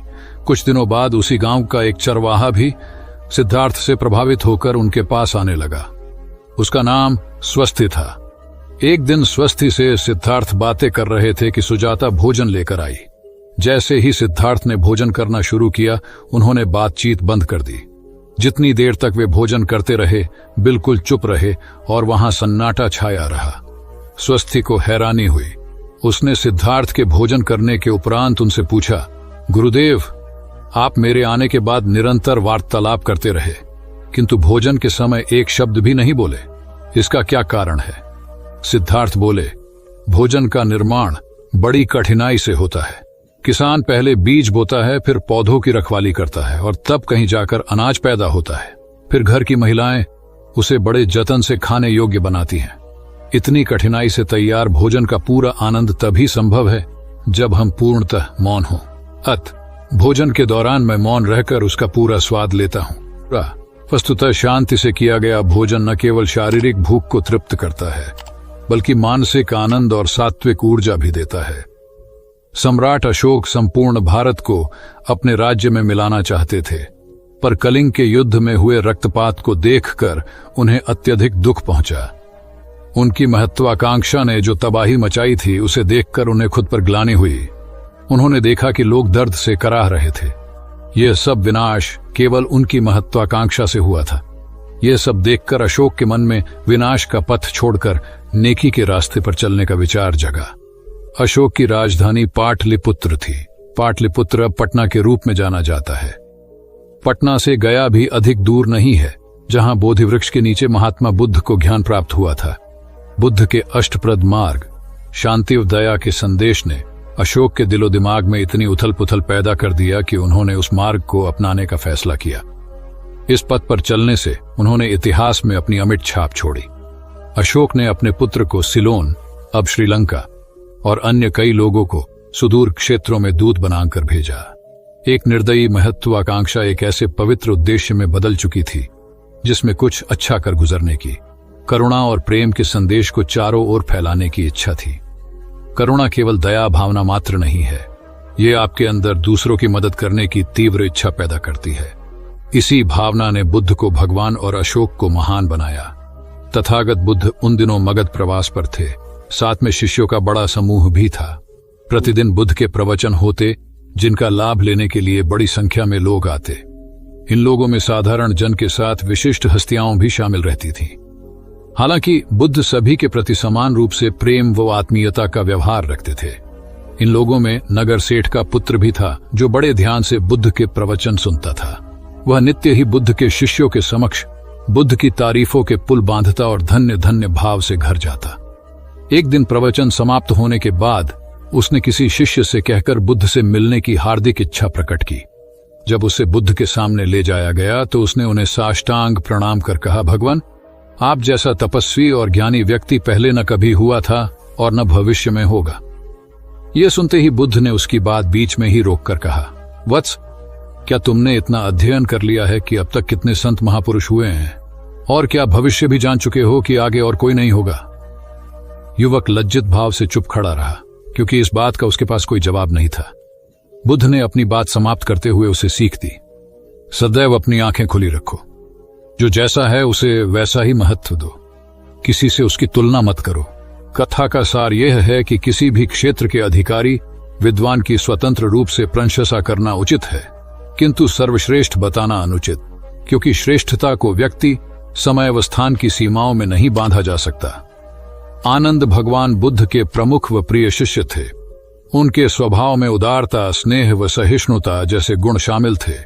वे सभी के प्रति समान व्यवहार करते थे। उनकी दृष्टि में कोई छोटा या बड़ा नहीं था। एक बार आनंद कहीं जा रहे थे। रास्ते में उन्हें बड़े जोर की प्यास लगी। आस पास देखा तो निकट ही कुआं दिखाई दिया। वे वहां पहुंचे। कुएं से एक लड़की पानी भर रही थी। आनंद ने उसके पास जाकर कहा, बहन, मैं बड़ी दूर से आ रहा हूं, मुझे बहुत जोर से प्यास लगी है, कृपा कर पानी पिला दो। उनकी बात सुनते ही लड़की कांप उठी, क्योंकि वह अछूत जाति की थी। वह जानती थी कि किसी ऊंची जाति के व्यक्ति को पानी पिलाना उसके अधिकार क्षेत्र से बाहर है। वह निगाह नीची कर चुपचाप खड़ी रही। आनंद ने प्यास से व्याकुल होकर फिर कहा, बहन, तुमने सुना नहीं, प्यास के मारे मेरे प्राण निकले जा रहे हैं, मुझे पानी पिला दो। लड़की भयवश कुछ नहीं बोल पाई। जब आनंद ने बड़े स्नेह से उससे पानी न पिलाने का कारण पूछा तो वह बोली, मैं निम्न जाति की कन्या हूं, आपको पानी कैसे पिला सकती हूं? उसकी बात सुनकर आनंद ने कहा, बहन, मैंने तुमसे पानी मांगा है, जाति तो नहीं पूछी। आनंद की उदारता ने उस कन्या का भय दूर कर दिया और उन्हें पानी पिलाकर वह धन्य हो गई। कथा का सार यह है कि ईश्वर की दृष्टि सम होने के कारण उसने सभी मनुष्यों को समान शरीर, बुद्धि और भावना से नवाजा है। अपने सृष्टिकर्ता के विरुद्ध जाकर मानव मानव में भेद करना सर्वथा अनुचित है। एक बार भगवान बुद्ध अपने शिष्यों के साथ पाटलिपुत्र पहुंचे। सभी लोग एक विहार में रुके। भोजन के बाद बुद्ध ने आनंद से अगले दिन से प्रवचन आरंभ करने को कहा। अगले दिन बुद्ध का प्रवचन सुनने बड़ी संख्या में लोग उपस्थित थे। बुद्ध प्रवचन देने के बाद लोगों से मिलते, उनकी समस्याएं सुनते और नेक सलाह देते। एक दिन प्रवचन के समय बुद्ध के शिष्य आनंद ने उनसे पूछा, भंते, आपके सामने हजारों लोग बैठे हैं, बताइए कि इनमें सबसे सुखी कौन है? बुद्ध ने एक विहंगम दृष्टि भीड़ पर डालते हुए कहा, वह देखो, सबसे पीछे एक दुबला पतला फटे वस्त्र पहने जो आदमी बैठा है, वह सर्वाधिक सुखी है। आनंद सहमत नहीं हुआ। वह बोला, यह कैसे संभव है? वह तो बहुत दयनीय जान पड़ता है। बुद्ध ने अपनी बात सिद्ध करने के लिए बारी बारी से सामने बैठे लोगों से पूछा, तुम्हें क्या चाहिए? किसी ने संतान मांगी तो किसी ने मकान, कोई रोग मुक्ति चाहता था तो कोई अपने शत्रु पर विजय। ऐसा एक भी व्यक्ति नहीं था जिससे कोई इच्छा न हो। अंत में बुद्ध ने उस फटेहाल आदमी को बुलाकर पूछा, तुम्हें क्या चाहिए? उसने हाथ जोड़कर जवाब दिया, कुछ नहीं। यदि ईश्वर को मुझे कुछ देना ही है तो बस इतना कर दें कि मेरे अंदर कभी कोई चाह पैदा ना हो। मैं ऐसे ही स्वयं को सबसे बड़ा सुखी मानता हूं। उसकी बात सुनकर आनंद से बुद्ध ने कहा, आनंद, जहां चाह है वहां सुख नहीं हो सकता। आनंद ने बुद्ध की इस शिक्षा को सदा के लिए गांठ बांध लिया। सार यह है कि लालसा से लोभ बढ़ता है, जो असंतोष का जनक होता है। यदि सही अर्थों में सुख पाना है तो किसी लालसा की बजाय उपलब्ध स्थितियों में संतुष्ट रहना चाहिए। गौतम बुद्ध ने बहुत से अज्ञानी लोगों को सम्यक दृष्टि प्रदान की थी। तब को बात है, कौसाम्बी में एक ब्रह्मचारी रहता था। उसे अभिमान था कि उस जैसा कोई विद्वान नहीं है, इसलिए अपने साथ सदैव जलती मशाल रखता था। गौतम बुद्ध ने देखा तो उससे पूछा, अरे ये मशाल लिए क्यों घूमते हो? ब्रह्मचारी ने उत्तर दिया, सभी प्राणी अंधकार और अज्ञान में पथश्रष्ट हैं, उन्हें रास्ता दिखाने के लिए मशाल लिए घूमता हूं। तथागत ने पूछा, क्या तुम्हें 4 प्रकार की विद्याओं, शब्द विद्या, नक्षत्र विद्या, राज विद्या व युद्ध विद्या का पूर्ण ज्ञान है? ब्रह्मचारी ने अपनी अनभिज्ञता प्रकट करते हुए मशाल फेंक कर तथागत के चरणों में मस्तक झुका दिया। उसका ज्ञान गर्व चूर हो गया। जो दूसरों को मूर्ख समझकर उनसे घृणा करता है, वो उस व्यक्ति की तरह है जो स्वयं अंधा होकर दूसरों को मशाल दिखाता घूमता है। अहंकारी कभी विवेकवान नहीं हो सकता और बिना विवेक के सत असत का ज्ञान नहीं हो सकता। अंततः ऐसे विवेकांत व्यक्ति को जीवन में कोई उपलब्धि प्राप्त नहीं होती, हताशा ही हाथ लगती है। काशाय वस्त्र पहन लिए। उसने सुना, आप एकाहारी हो गए हैं, वह भी एकाहारी हो गई। आपने उत्तम पलंग पर सोना त्याग दिया है तो इसने भी त्याग दिया। आपने माला का त्याग किया, गंध का त्याग किया तो इसने भी वह सब त्याग दिया। मायके वाले इससे संदेश भेजते हैं, वे इसे ले जाना चाहते हैं, लेकिन यह यहीं रहती है, इसी कक्ष में। यह गुण की मूर्ति है। राजा स्नेह से अपनी बहू को देखते रहे। अचानक तथागत उठे, उस कक्ष से बाहर चले गए। शाक्य मुनि ने शिष्यों को शांत रहने को कहा था, लेकिन वे स्वयं उस कक्ष से बाहर चले गए। मैं हमेशा सोचता हूं उस पल क्या हुआ होगा, उनके मन के भीतर कैसे कैसे विचार उठते होंगे। क्या संबोधि एक लघु क्षण होता है या दीर्घ क्षण? क्या संबोधि एक अनंत अभ्यास है? क्या संयम उसका गरुड़यान है? धम्मपद का 13वां श्लोक बार बार याद आता है। यथागारम दुछेन बुट्टी समति विभजति एवं अभावितम चित्तम राघो समति विभजति। घर की छत मजबूत न हो, सही तरह से उसे घास फूस से ढका न गया हो, तो बरसात के दिनों में उसमें से पानी रिसता है, घर भर में फैल जाता है। उसी तरह ध्यान और एकाग्रता हमारे व्यक्तित्व की छत है। एक दिन एक व्यक्ति बुद्ध के पास पहुंचा। वह बहुत अधिक तनाव में था। अनेक प्रश्न उसके दिमाग में घूम घूम कर उसे परेशान कर रहे थे, जैसे आत्मा क्या है, आदमी मृत्यु के बाद कहां जाता है, सृष्टि का निर्माता कौन है, स्वर्ग नरक की अवधारणा कहां तक सच है और ईश्वर है या नहीं। उसे इन प्रश्नों के उत्तर नहीं मिल रहे थे। जब वह बुद्ध के पास पहुंचा तो उसने देखा कि बुद्ध को कई लोग घेर कर बैठे हैं। बुद्ध उन सभी के प्रश्नों व जिज्ञासाओं का समाधान अत्यंत सहज भाव से कर रहे हैं। काफी देर तक यह क्रम चलता रहा, किंतु बुद्ध धैर्यपूर्वक हर एक को संतुष्ट करते रहे। बेचारा व्यक्ति वहां का हाल देखकर परेशान हो गया। उसने सोचा कि इन्हें दुनियादारी के मामलों में पड़ने से क्या लाभ, अपना भगवत भजन करें और बुनियादी समस्याओं से ग्रस्त इन लोगों को भगाए। किंतु बुद्ध का व्यवहार देखकर तो ऐसा लग रहा था मानो इन लोगों का दुख उनका अपना दुख है। आखिर उस व्यक्ति ने पूछ ही लिया, महाराज, आपको इन सांसारिक बातों से क्या लेना देना? बुद्ध बोले, मैं ज्ञानी नहीं हूं और इंसान हूं। वैसे भी वह ज्ञान किस काम का जो इतना घमंडी और आत्म केंद्रित हो कि अपने अतिरिक्त दूसरे की चिंता ही न कर सके। ऐसा ज्ञान तो अज्ञान से भी बुरा है। बुद्ध की बातें सुनकर व्यक्ति को उलझन दूर हो गई। उस दिन से उसकी सोच व आचरण दोनों बदल गए। कथा का सार यह है कि ज्ञान तभी सार्थक होता है जब वह लोक कल्याण में संलग्न हो। महात्मा बुद्ध ने युवक को सत्संग का महत्व समझाया। महात्मा बुद्ध एक गांव में ठहरे हुए थे। वे प्रतिदिन शाम को वहां पर सत्संग करते थे। भक्तों की भीड़ होती थी, क्योंकि उनके प्रवचनों से जीवन को सही दिशा बोध प्राप्त होता था। बुद्ध की वाणी में गजब का जादू था। तब बुद्ध ने उसे समझाया, यदि इसी तरह उसे पानी में निरंतर डालते रहोगे तो कुछ ही दिनों में ये छेद फूलकर बंद हो जाएंगे और टोकरी में पानी भर पाओगे। इसी प्रकार जो निरंतर सत्संग करते हैं उनका मन एक दिन अवश्य निर्मल हो जाता है, अवगुणों के छिद्र भरने लगते हैं और गुणों का जल भरने लगता है। युवक ने बुद्ध से अपनी समस्या का समाधान पा लिया। निरंतर सत्संग से दुर्जन भी सज्जन हो जाते हैं, क्योंकि महापुरुषों की पवित्र वाणी उनके मानसिक विकारों को दूर कर उनमें सद्विचारों का आलोक प्रसारित कर देती है। एक आदमी को बुद्ध ने सुझाव दिया कि दूर से पानी लाते हो, क्यों नहीं अपने घर के पास एक कुआं खोद लेते? हमेशा के लिए पानी की समस्या से छुटकारा मिल जाएगा। सलाह मानकर उस आदमी ने कुआं खोदना शुरू किया, लेकिन 7-8 फीट खोदने के बाद उसे पानी तो क्या, गीली मिट्टी का भी चिन्ह नहीं मिला। उसने वह जगह छोड़कर दूसरी जगह खुदाई शुरू की, लेकिन 10 फीट खोदने के बाद भी उसमें पानी नहीं निकला।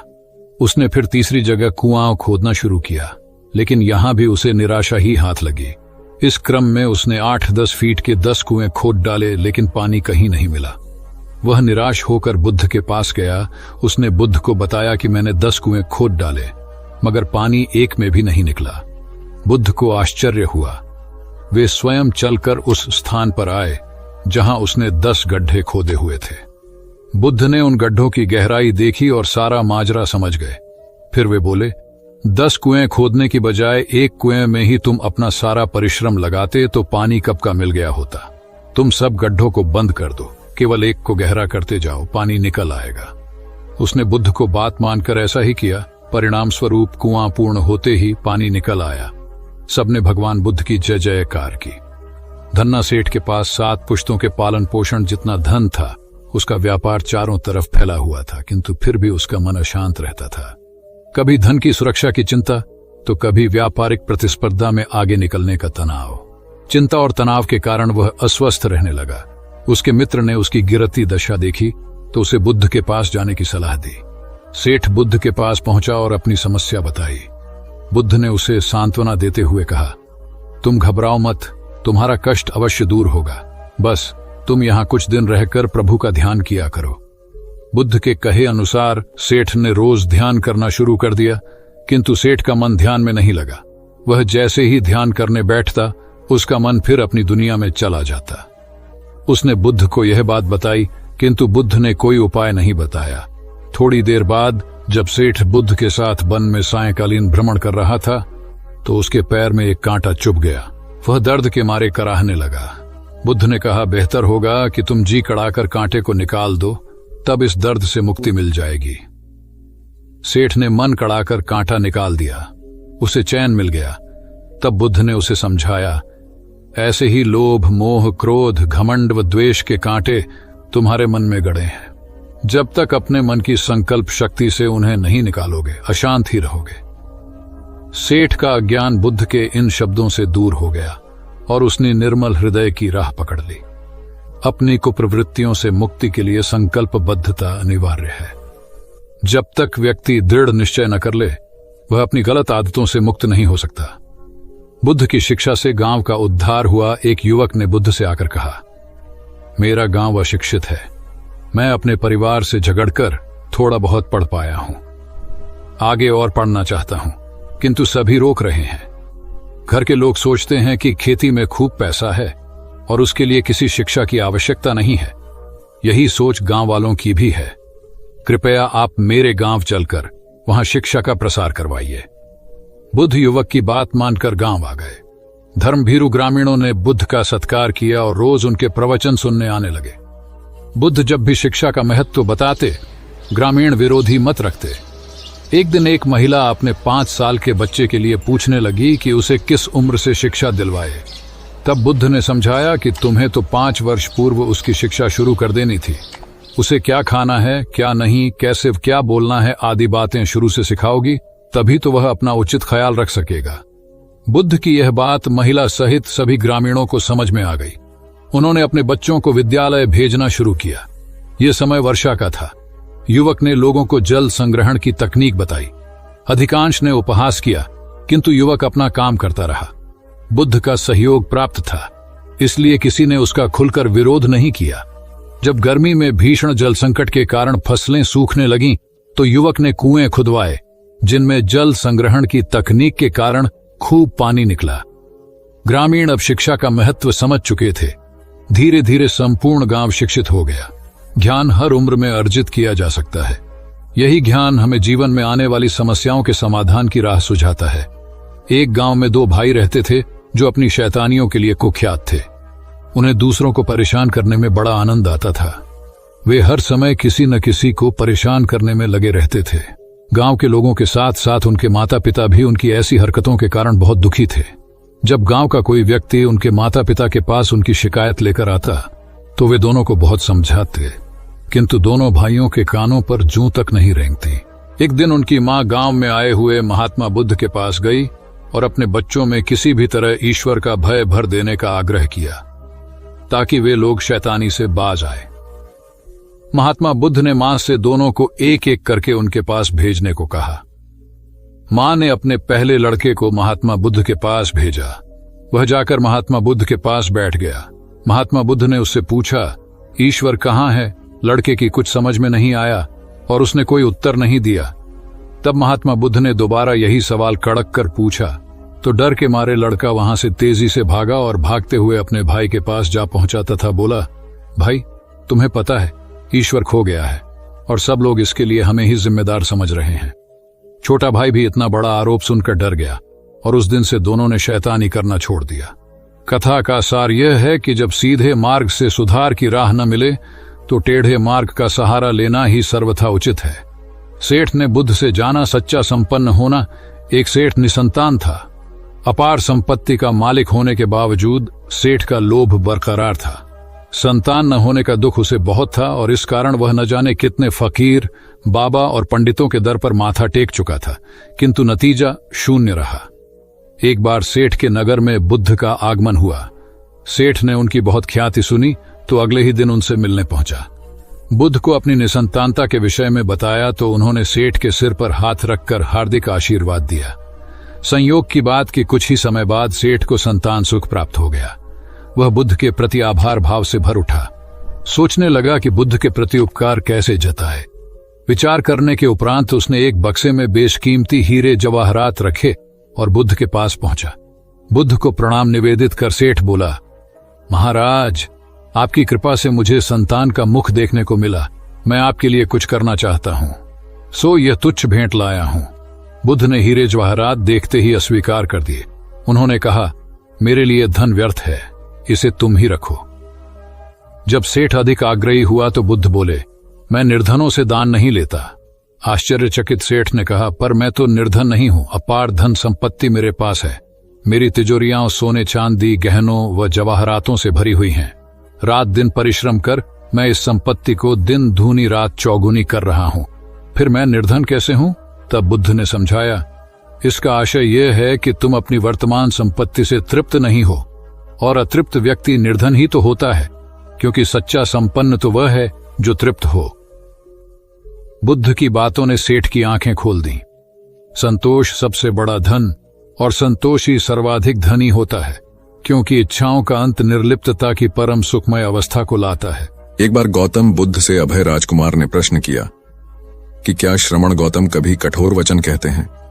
उसने सोच रखा था कि नहीं कहने पर वह बताएगा कि एक बार उन्होंने देवदत्त को नरकगामी कहा था, और यदि हां कहे तो उसने पूछा, जा सकता है कि जब आप कठोर शब्दों का प्रयोग करने से स्वयं को रोक नहीं पाते, तब दूसरों को ऐसा उपदेश कैसे देते हैं। बुद्ध ने अभय के प्रश्न का आशय जान लिया। उन्होंने कहा, इसका उत्तर न तो हां में दिया जा सकता है और न नहीं में। अभय की गोद में उस समय एक छोटा बालक था। उसकी ओर इशारा करते हुए बुद्ध ने पूछा, राजकुमार, यदि दाई के अनजाने में यह बालक अपने मुख में कांट का टुकड़ा डाल ले, तब तुम क्या करोगे? मैं उसे निकालने का प्रयास करूंगा। यदि वह आसानी से न निकल सकता हो तो बाएं हाथ से उसका सिर पकड़कर दाहिने हाथ की उंगली को टेढ़ा करके उसे निकालूंगा। यदि खून निकलने लगे तो भी मेरा यही प्रयास रहेगा कि वह कांट का टुकड़ा किसी न किसी तरह बाहर निकल आए। ऐसा क्यों? इसलिए कि भंते इसके प्रति मेरे मन में अनुकंपा है। राजकुमार, ठीक इसी तरह तथागत जिस वचन के बारे में जानते हैं कि यह मिथ्या या अनर्थकारी है और उससे दूसरों के हृदय को ठेस पहुंचती है, तब उसका वे कभी उच्चारण नहीं करते। पर इसी तरह जो वचन उन्हें सत्य और हितकारी प्रतीत होते हैं तथा दूसरों को प्रिय लगते हैं, उनका वे सदैव उच्चारण करते हैं। इसका कारण यही है कि तथागत के मन में सभी प्राणियों के प्रति अनुकंपा है। भगवान बुद्ध देव और मनुष्यों के शास्ता थे, परंतु सबसे पहले वह मनुष्य थे। मनुष्य बढ़कर देवता बनता है, यह प्राचीन मान्यता थी। आज भी हम मनुष्यत्व के ऊपर देवत्व की बात करते हैं, परंतु बुद्ध ने इस क्रम को पलट दिया। उन्होंने कहा, यह जो मनुष्यता है वही देवताओं का सुगति प्राप्त करना कहलाती है। देवता जब सुगति प्राप्त करता है तब वह मनुष्य बनता है। देवताओं में विलास है, राग, द्वेष, ईर्ष्या और मोह भी वहां है। निर्वाण की साधना वहां नहीं हो सकती। इसके लिए देवताओं को मनुष्य बनना पड़ता है। मनुष्यों में ही देव पुरुष का आविर्भाव होता है, जिनको देवता नमस्कार करते हैं। मानवता धर्म का उपदेश देने वाले बुद्ध स्वयं मानवता के जीते जागते रूप थे। यहाँ उनके जीवन से संबंधित खुद प्रसंग दिए जाते हैं, जिनसे उनके व्यक्तित्व में बैठी हुई गहरी मानवता का दर्शन होता है। भगवान का परिनिर्वाण होने वाला है। रात का पिछला पहर है। भिक्षु उनकी शैया को घेरे बैठे हैं। बुद्ध उन्हें उपदेश दे रहे हैं। कह रहे हैं, भिक्षुओं, बुद्ध धर्म और संघ के विषय में कुछ शंका हो तो पूछ लो। पीछे मलाल मत करना कि भगवान हमारे सामने थे पर हम उनसे कुछ पूछ न सके। कोई शिष्य नहीं बोलता। भगवान 3 बार कहते हैं, पर कोई भिक्षु कुछ पूछने को नहीं उठता। भगवान को शंका होती है कि कहीं वे उनके गौरव का विचार करके पूछने में संकोच तो नहीं कर रहे। इसलिए वह कहते हैं, शायद भिक्षुओं, तुम मेरे गौरव के कारण नहीं पूछ रहे। जैसे मित्र मित्र से पूछता है, वैसे तुम मुझसे पूछो। बुद्ध अपने शिष्यों की समान भूमिका पर आ जाते हैं। उनकी यह विनम्रता मनुष्य धर्म की आदर भूमि है। बुद्ध ने अपने को भिक्षुओं का कल्याण मित्र कहा है, जो उनकी मानवीय सहृदयता और विनम्रता को सूचित करता है। एक दूसरा दृश्य भी उसी समय का है। चंद करमार पुत्र के यहाँ बुद्ध ने अंतिम भोजन किया था। उसके बाद ही उन्हें खून गिरने की कड़ी बीमारी हो गई थी, जो उनके शरीरांत का कारण बनी। बुद्ध को उसके हृदय का बड़ा ध्यान था। भक्त उपासक को यह अफसोस हो सकता था कि उसका भोजन करके ही भगवान का शरीर छूट गया। इसलिए आखिरी सांस लेने से पहले उन्होंने आनंद को आदेश दिया, आनंद, चंद करमार पुत्र की इस चिंता को दूर करना और कहना, आयुष्मान तूने बद्धा लाभ कमाया कि मेरे भोजन को करके तथागत परिनिर्वाण को प्राप्त हुए। जिसके हृदय में अगाध करुणा थी, वह ऐसा क्यों न कहता। उसने अपने पति के द्वारा बुद्ध के चरणों में प्रणाम अर्पित करवाया। भगवान ने उसे आशीर्वाद देते हुए कहा, कोलिय पुत्री सुप्रवास, सुखी हो जाए, चंगी हो जाए। सुखी और चंगी होकर बिना किसी कष्ट के वह पुत्र प्रसव करे। ब्राह्मणों के साथ भी उनकी पूरी सहानुभूति थी, जैसे कि विश्व के सभी प्राणियों के साथ उनकी पूरी सहानुभूति थी। बावरी नामक ब्राह्मण के एक शिष्य ने जब अपने गुरु की ओर से भगवान के चरणों में प्रणाम निवेदन किया, तो भगवान ने आशीर्वाद देते हुए कहा, शिष्यों सहित बावरी ब्राह्मण सुखी हो। माणवक, तुम भी सुखी हो, चिरजीवी हो। बुद्ध के पास छोटा बड़ा जो भी जाता था, वह उससे कहते थे, आओ, तुम्हारा स्वागत है। भगवान अपनी अंतिम यात्रा में पावा और कुसीनारा के बीच जा रहे थे। रास्ते में उन्हें पुक्कुस मल्लपुत्र नामक व्यापारी मिला। उसने उन्हें एक दुशाला भेंट किया, परंतु भगवान उसे अकेले कैसे आड़ते। वह अपने शिष्य आनंद को सम्मानित करना चाहते थे। उन्होंने कहा, पुक्कुस, दुशाले के एक भाग को मुझे ओढ़ा दे, दूसरे को आनंद को। पुक्कुस ने ऐसा ही किया। भूल करने वालों के प्रति भी बुद्ध की अनुकंपा का पार न था।